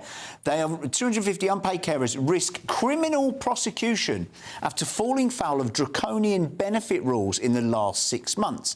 And so some of these unpaid carers are on benefits, but because that they go out and do a small amount of work in their own time, maybe they have overstepped that line by a couple of quid. And they might have to pay back as much as £10,000 each. Outrageous. And in 2 cases, it's £20,000. So they're paid a benefit for being an unpaid carer because they've gone and done a small amount of work. You know, they're not going out and earning 6-figure salaries, or they're not running a high street bank or something. They lose the lot. They lose the lot. So they're then, because they've gone overstepped this line by a tiny amount, instead of saying, "I'll give us a few quid back," it's give us the lot back. 10 grand, 20 grand. Obviously, this is hugely stressful, deeply impactful. Well, and the government should step in. It's been going on for a long time. For a long time, and actually, what we need is we need the Department for Work and Pensions. We need Liz Kendall, who's the cabinet minister, to say this has to stop. Yeah. Because these people, I mean, these people are saints, right? And they get £110 a week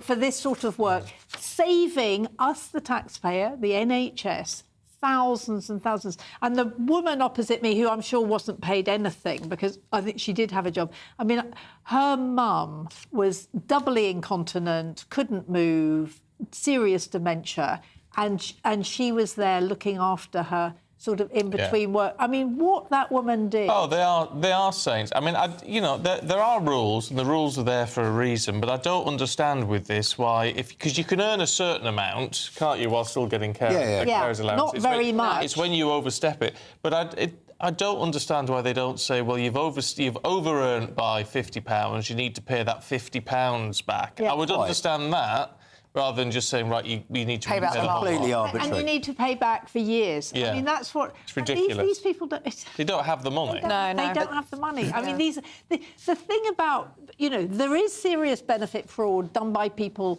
who, not normally individuals, but gangs. And these people, you know, just...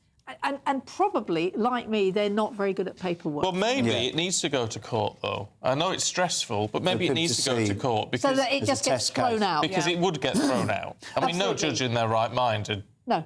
So there's 15,000 who've been theoretically overpaid, and then there's 250 unpaid carers risk criminal prosecution being hauled in front of the courts. And I just feel like this is... I mean, the problem, I mean, what you're right, Stephen, is it's right that, you know, if they did go to court, then they'd be thrown out and that'd be the end. But the stress... So there you are... Especially when you were already in a stressful situation. Well, precisely. Yeah, I mean, it's just got to be dropped. Something has to be done, and it has to be done on an individual basis rather than the computer says no. Well, exactly. Scarlett, let's have a look at the Times, shall we? And Elon Musk reacting to The Guardian leaving X. OK, so The Guardian has said, you know, we've been looking at X since Elon Musk took it over. We've particularly been looking at it for the election campaign. We don't want to be on X anymore. Okay, and absolutely fair enough. And so they announced it. So Elon Musk says, well, The Guardian's irrelevant. Well, that's fine, but they do have 11 million followers, and actually over a month it's 27 million. So that's fine. But it also, there's quite a lot of people who've come off X because, frankly, it's a toxic cesspit at the moment, and but it's free speech. It's free speech. That's nobody's stopping it. No. But people are allowed to come off it and say we'd rather go on something else. Actually, well, that's fine. It's fine. I mean, I just think it's almost a bit of a non-story. Guardian doesn't want to be on X. Come off X. X, formerly known as Twitter. But Elon Musk doesn't like it.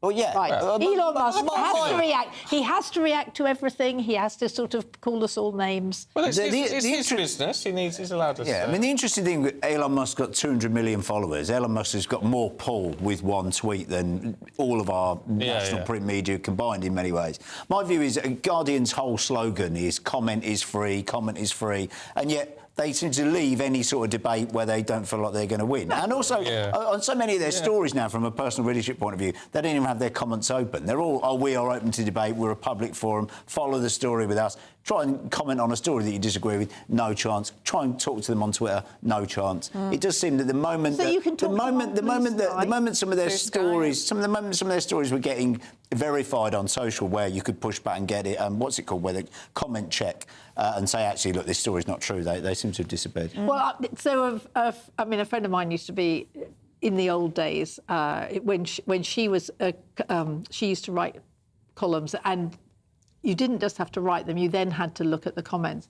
And actually, she found a lot of them really, really horrible. Yeah. I mean, that is the problem with below-the-line comments. Oh, you never go below the line. No, and she was made to, and that's what you're complaining about. So, I mean, I think it's fine. Comment is free. So they go on to something else. I'm sure on Blue Sky you can still say this is wrong and that's wrong. Yeah, so it's a new platform, and it's run by the former chief executive Jack Dorsey of Twitter. You might remember him. Oh, Jack Dorsey. Well, he founded it, didn't he? He did, yeah. He founded Twitter and then sold it. Exactly. No one complained about his social media platforms when they were super left-wing, and now they're complaining they're a bit more right-wing. So all that's going to happen is all the left-wing titles go to the left-wing one, and all the right-wing titles go to the right-wing one, and you just have big echo chambers and no one ever swaps notes, which is what this show's really for.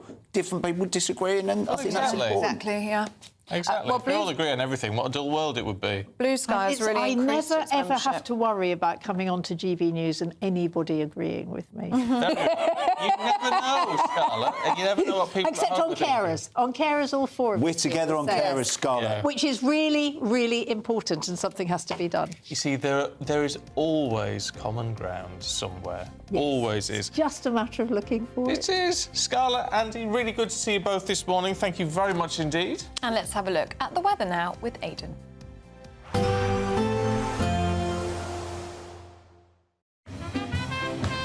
There will be a light breeze in the morning, leading to a warm front. Boxed heat pumps, sponsors of weather on GB News. Hi there and welcome to the latest update from the Met Office for GB News. A fine day for most of us, largely cloudy, especially in the north, and there will be some rain out there, particularly for northwest England, western Scotland and Northern Ireland. These drizzly outbreaks of rain, not amounting to much, but making it feel rather unpleasant with a lot of low cloud in these areas as well. Brighter skies for eastern Scotland, parts of northeast England, but the best of the sunshine will be through parts of Wales, the Midlands and the south of England. A very pleasant day here, highs of 11 to 13 Celsius with light winds. Similar temperatures further north, but not feeling nearly as pleasant for northwestern parts because of the brisk breeze, and also because the rain's going to turn heavier and more persistent later on for parts of northern and northwest Scotland. In fact, a narrow but fairly intense band of rain begins to move in during the evening into northwest Scotland. A short-lived spell, but could be quite lively while it lasts. Ahead of that, Northern Ireland, Northern England staying largely cloudy with some low cloud about and some drizzle. Likewise for North Wales. But we keep the clear skies for some time in the south, and under those clear skies, a few mist and fog patches will form overnight. perhaps a touch of frost, some chilly pockets here and there, but actually the cloud does slowly increase from the north as the night goes on, and that will tend to clear the fog in places and leave temperatures at around the mid-single figures by dawn.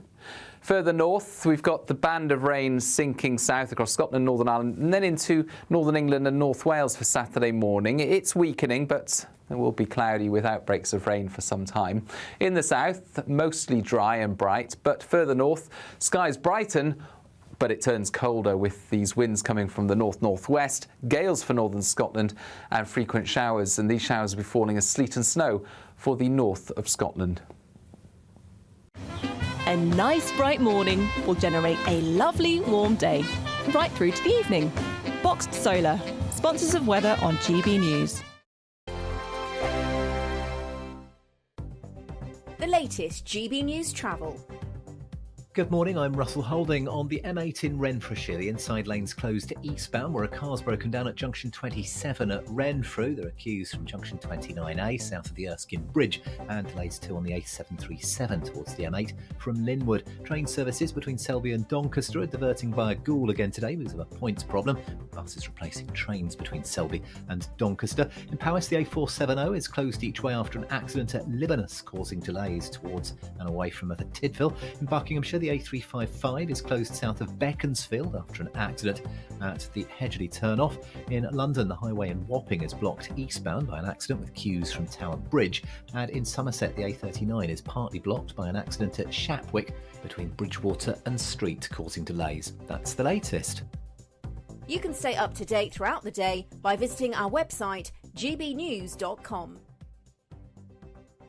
This is the This is Britain's Newsroom, where your voice matters. It's just astonishing. With expert analysis and honest opinion, we don't just keep you informed. We bring you unique perspectives you won't see anywhere else. Can't argue with any of that. When the news happens, it happens here. On Britain's Newsroom, weekdays from 9:30 a.m. Only on GB News.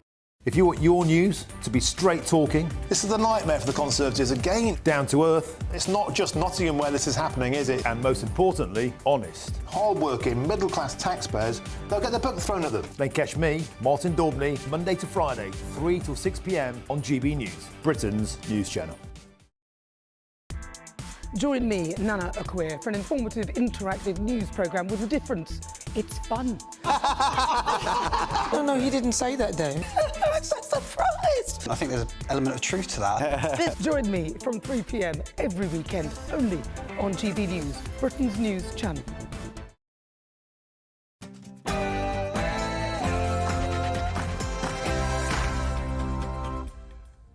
Good morning. We're still talking free speech breach today. Yes, the scale of the investigation into Telegraph journalist Alison Pearson is revealed as 3 police forces were called in to probe her. She's being investigated now by Essex Police for a non-crime hate incident or allegedly stirring up racial hatred in a social media post last November. Farmers across the country are gearing up to protest against the government's inheritance tax raid on the agricultural sector. Our reporter Jack Carson is live from a farm in Lancashire.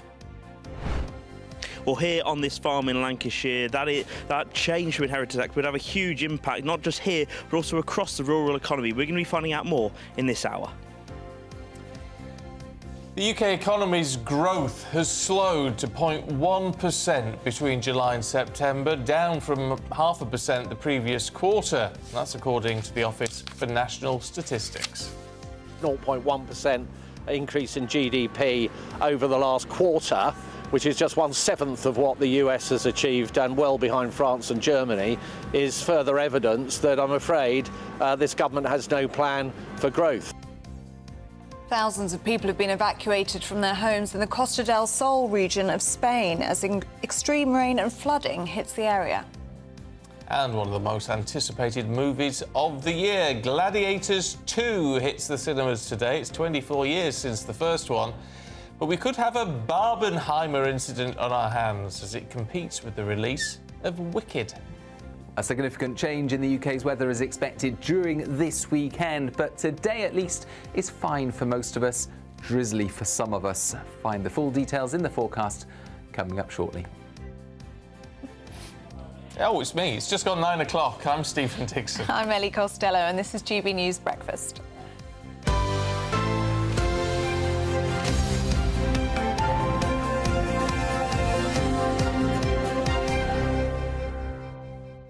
Sorry, I totally zoned out then. That's right, you're I don't know allowed. where I thought I was. Or what was going on? I don't know. Daydreaming of Gladiator 2, maybe. No, well, you were just saying you're going to go and see it, and it's like, probably not, actually. We don't really go to the movies. I thought you'd like it because you like all the manly dramas and I mean, action. It actually looks like quite a good film. I think it does. Yeah, we like the action stuff, but whether we'll see it or not, I doubt it.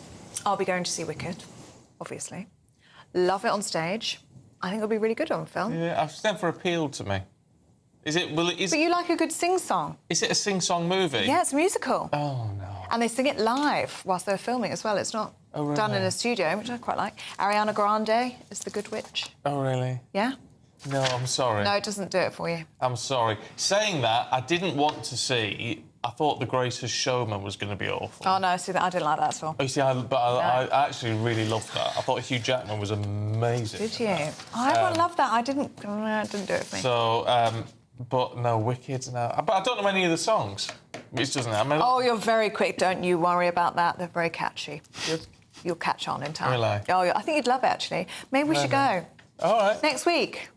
Oh, you buy the tickets? Yeah, we'll go. For my birthday next week. Someone's just said in my ear that you look like a witch this morning, dressed for the part. Yes, I do. I look like the Green green? Witch. Yes. Is it Wizard of Oz? Is that what it is? Yeah, so it's you know the evil witch in the Wizard of Oz? It's how she became evil. Yes, how she became evil. Oh, I see. It's very good. Oh, well. It's not really floating my boat, but if you buy the tickets, I'll buy the popcorn. OK, there. Pinky me. All right, there you go. There we are. Let us know what you'll be watching. Will it be Gladiator 2? Will it be Wicked? Let us know. Yeah.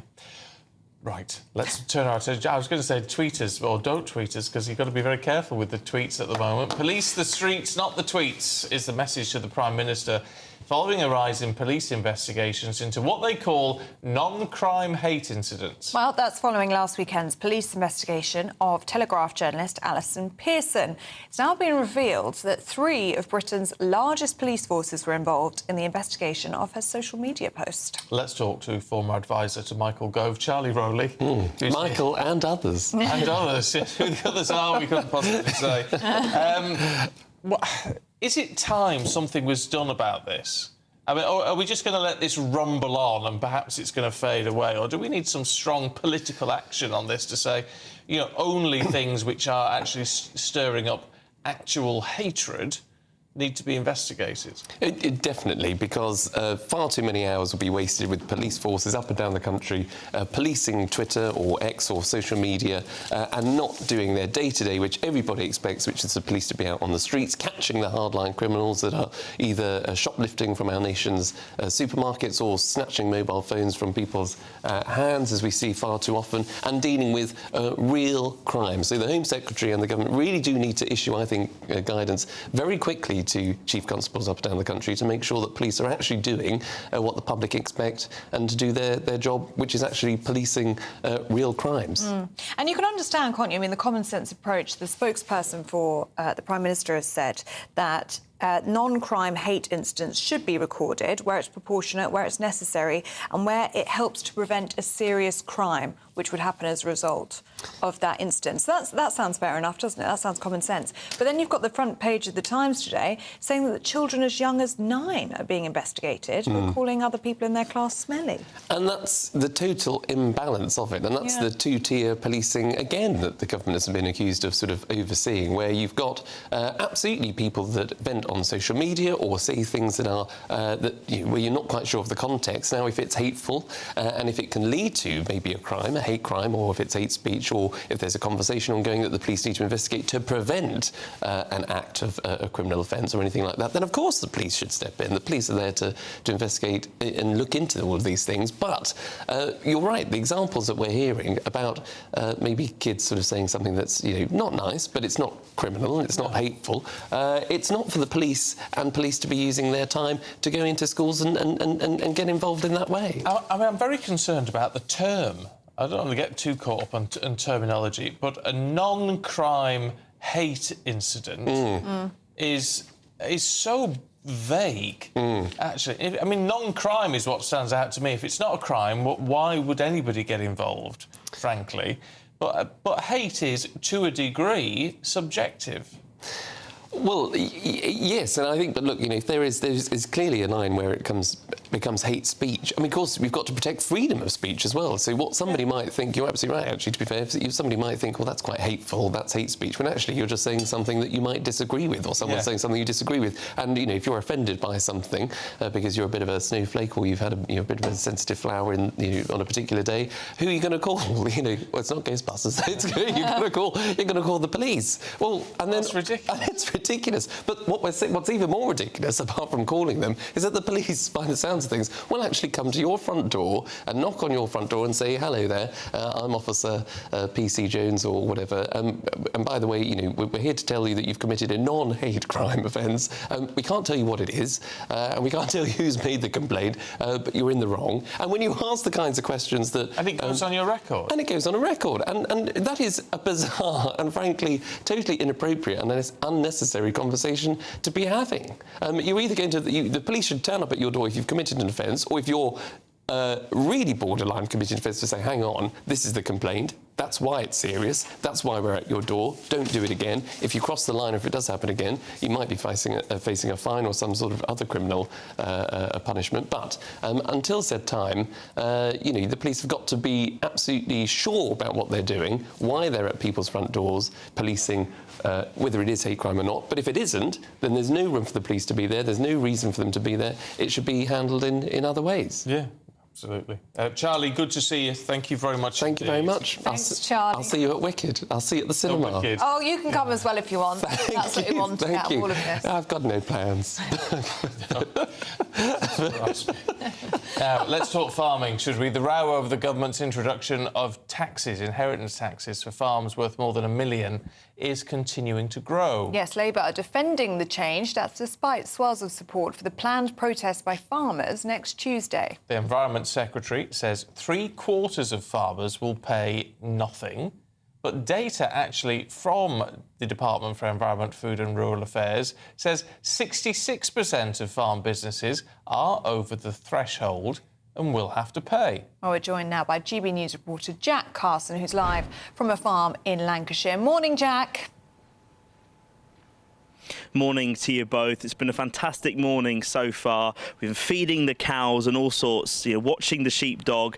All the key components that a farm goes through every single day as it works to provide food and other parts, of course, to the rural economy, to Britain. You mentioned, talking there, the figures, but how many people exactly this change to inheritance tax might well change. 66% is the figure that the NFU say DEFRA have. The Treasury say that it's the figure of only 28%. More of the wealthy farmers are going to be impacted. But Paul Fitton, talk to us. You're a chartered accountant. Talk to us from your clients that you've got. What have they been saying? What are their worries that they're expressing to you? I've got a number of farming clients in the Rossendale area. They're all small farmers, so they're all very worried, not knowing whether this is going to impact them at all, because they're all family farms that have had it passed down through the generations, and this is where it could all come to an end. And if they have to sell up, that is the end of the farm. Investor, but there'll be no more farming. So, yeah, it's going to have an enormous impact. I mean, what kind of threat to maybe the likes of the rural and being bought up by investors have on the country? Well, it's mainly sheep and cattle in this area, and therefore, there aren't going to be the milking cows, there aren't going to be the beef cows, there aren't going to be the lambs. It's obviously going to have an effect on our domestic food supply. There's no question. And talk to us about, the kind of specifics of the numbers, because, you're an accountant, you're working with these farmers. Mm-hmm. So the idea is that it doesn't affect, people, those with assets worth less than £1 million. I mean, in reality, when you're on a farm like this, it doesn't take a lot at all. Of course, most of the farmers don't know what their land is worth, because it's not a significant matter to them. Small farmers are not interested in the value of the land because they're never going to pass it down through the generation. Is what their land produces. But I can tell you that all my clients earn very low incomes from their farms. Well, Paul, thank you so much. That's all we've got time for this morning, but thank you so much for giving us that insight. Paul there. Apologies. Jack. A few technical issues there, sorry. It's that signal. The weather doesn't look so clever up in Lancashire. I wonder where he is in Lancashire. Don't know. But I think it's quite nice when it's all misty and gloomy like that, though. Yeah, it is nice up there. Having the cows there, brilliant. That was all. It was all dairy herds that I used to sort of be involved with when I was up north. Yeah, mucking out and milking the cows. Did you used to milk the cows? Did you? I never actually milked. I used to help. Used to help a lot. So by involved, you mean? I was always giving the mucking out. You were mucking out. But it's an incredible way of life for these farmers. And as that fellow was saying, it's the fact that they work so hard for actually little income. Yeah. And the fact that the land is worth a load of money is literally irrelevant. Yeah. Because they'll never see it. Sold. No, it doesn't get sold. It just gets handed on to the next generation. Actually, farmers will tell you that's all they want, just to hand on their farm to their children. And we heard from a farmer earlier that Jack was speaking to saying, just please look after us because we are the ones that are putting the food on your table. So think about us next time you're tucking into your meal. Yeah, we just need a bit of common sense applying to that, as we've said before. Anyway, talking of meals, how about your Christmas dinner? It's only, would you believe, 40 nights away. So you get your Christmas dinner? It's speeding along very fast, isn't it? Oh, yes. But Christmas could be on us this year. In our latest Great British Giveaway, I've actually renamed it our Christmas Giveaway, would you believe? Lots up for grabs. You've got all the... You have to hurry as time is running out. Here are all the details that you need. Yes, best of luck. Still to come, do stay with us. One of the biggest blockbusters of the year, Gladiator 2. But the filming location might surprise you. Rome? No. Find out more next.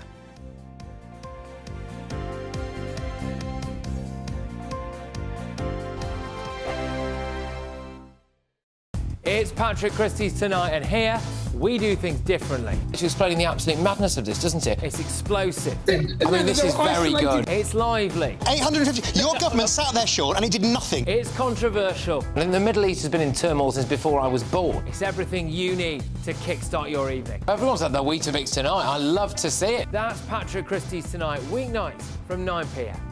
Only on GB News, the People's Channel, Britain's news channel. Why go out on a Friday night when Friday night comes straight to your home? Talking about? Join me and my A-team of top pundits. Chemistry. Tonight is electric. As we tackle the big stories of the day with wit, insight and fearless energy. Man of the people. It's all vibe. Just a filing cabinet on wheels with a tie on. So, order in Friday Night Live with me, Mark Dolan, every Friday at 8, only on GB News, the People's Channel, Britain's news channel. Sunday with Michael Portillo from 11, only on GB News. I'm joined now by an acknowledged authority on Ludwig van Beethoven. He's already written 7 books on the subject, and next week his 8th is released. It's called In Search of Beethoven, and it stands apart as a deeply personal account of John Suchet's relationship with the great composer as he follows his footsteps from Bonn to Vienna. Yes, I introduce author, journalist and classic FM presenter John Suchet. Hello, Michael. It's delightful to have you here, and you have, as I say, written now 8 books on Beethoven. So the question is, why Beethoven? Well, the word that is often used that I don't like is obsession, obsessive, because somehow there's something not quite right about that. The word that I use is passion. I have a passion for this man's life and music that began, I suppose, around 50 years ago, sometime in my early 20s. I can't remember the exact moment. He kind of crept up on me, and suddenly, as I was a journalist, TV journalist all my life, but before that I was a failed musician. I wanted to be a professional musician, but fortunately for the world of music, I realised I didn't have the talent. But this man's music crept up on me, and I knew from then that it would not go away, it would only increase, and that is what's happened. There are other composers I will listen to, minor names like Mozart, Wagner, Haydn, but Beethoven just does it for me. I was highly educated musically at school because I loved it, to the extent that I wanted to turn professional, but as I say, I didn't have the talent, but that has stayed with me. I read music, I understand music, as you say, I play the trombone, in those days to quite a high level. GB News, the People's Channel.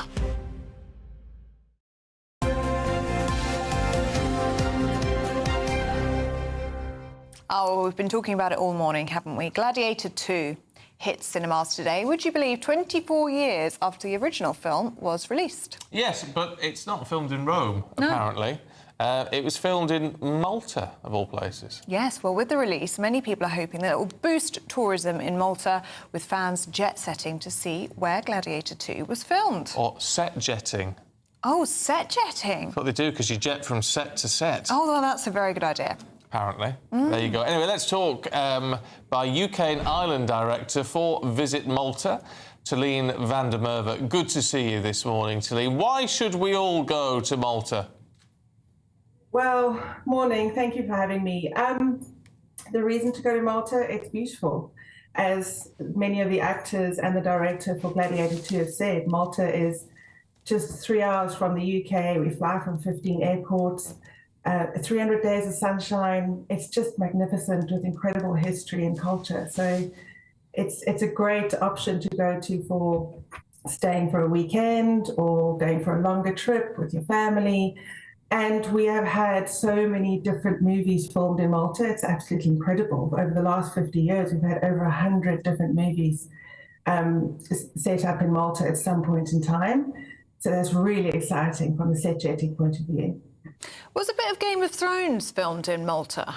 Do we know? Yeah, definitely. The first series was filmed in Malta, absolutely. Actually, at our beautiful silent city of Medina, the beautiful archway that you come into, it's so breathtaking, and that's where one of the main areas are filmed. And then again in Goza, our sister island at Drera Bay, with the arch that used to be there. But yeah, it's with over 300 days of sunshine, 15 hours of filming light in summer. Why not film your next movie there? Well, why, though, in terms of... I mean, has it got a landscape that lends itself to be lots of other places as far as the movies are concerned? Yeah, I mean, Malta can double up from southern France to the Middle East. You know, we've got incredible architecture. You know, if you're looking for kind of different types of buildings that lend itself to, let's say, Rome, we've got that. We've got the beautiful Valletta, the city of Valletta, that can double up as pretty much anything in Europe. And, you know, it was built in 1571 by the Knights of Malta. So there's an incredible amount of history there as well. And the dramatic coastal cliffs into the Mediterranean Ocean with this beautiful blue water, sunny Mediterranean skies, it can lend itself to pretty much anywhere in the world. And that's why it's so unique. Talene van der Merwe, really good to talk to you. We're coming out, Talene. Yeah, hopefully get lots of people visiting Malta. Thank you so much. Sounds beautiful. Thank you. It is gorgeous. You would love it, because I went on the hen party, didn't I, this summer? Yeah, but were you sober enough for any of that? I was. And do you know what? The bit that we were most sober for was a boat trip, and we went through the arches, like she was saying, and it was Game of Thrones, and it looked like Game of Thrones. That's why I was asking. But it's absolutely beautiful, and it's an island covered in fortresses, and it's got lagoons. It does sound beautiful. Actually, I'm going to say, I will seriously look into that. You should. 3-hour flight. You heard the lady? Yeah, 3 hours flight. 100 and something days of sunshine. You ever been, you two? I have. It's lovely. One of the nicest places I've ever been. And there's a little island called Gozo as well. It's beautiful. Yes, yeah. It's Gozo. stunning. Yeah, Gozo. That's where we went on the boat. Yeah, it's lovely. It's Your really nice. trip sounds a bit debauched. It was sound very debauched. cultured. It was a hen party. Boat parties and booze and... Yeah. But we did see lots of lovely sights. A bit like your show today. Oh, nice. That was so seamless. Well, we're going to speak to a waspy woman, simply because, obviously, Rachel Reeves in her Mansion House speech, where the objective was to sort of put the pensions in smaller pots, which I think is quite dangerous. So we're going to find out about the impact on that. And in more serious news, Mike Tyson, the baddest man on the planet, is facing Jake Paul tonight in a big boxing bout. Did you see the weigh-in last night? He gave him a slap. Call it a slap? Who gave you a slap? I never saw. Tyson gave Jake Paul a slap, and it was He looks like it was quite a whack. Mike Tyson. Does he? Really? Yeah, when he was younger. Oh, wow. In his younger days. Well, he gave Jake Paul quite a whack last night, so I think that could be a sign of things to come. Come on, boy. Tonight. It really was. It was, yeah, brutal. That's what Nana does to me during the breaks. Well, yeah, I mean, don't interrupt me again. Can't blame her. Who do you think is going to win? I think Mike Tyson will win. I think he gave an interview where he said, "What's the difference between you and Jake Paul?" And Mike said, "I am a natural," as he has said in the past, "I'm a natural-born fighter. I'm a killer at heart. I am vicious." Whereas he said Jake Paul is more of a sort of a pantomime fighter. I'm not saying Jake Paul's not tough. He'd probably tie me in knots. Well, he would tie me in knots, but I think Mike Snap Tyson... you in half, honey. I think Mike could. All of us. I think Mike's still got it. He's nearly 60, but I think he's... 58. Yeah. 58? Yeah, and he hasn't fought competitively in, what was it, 19 years? Yeah, a long time. But I tell you what, he still was in good shape. He would look like a man mountain last night. It's just stamina, I think, as you get older, whether he'll have the stamina if the fight goes on for too long. He just needs to just take him down immediately. Yeah. Well, all about the stamina. What do I know? I mean, honestly, I bet you're great at a boxing match. You'll be there, you'll be there with your knitting needles, won't you? Like they used to do at the... Like some old woman, you mean? Well, no, but that's what they used to do at the executions in France. The guillotine. He's digging himself out of this hole. Nana and Ben, as you can see, coming up at 9:30. That's it from us. I'm back tomorrow with Anne. You're off this weekend. Here's weather.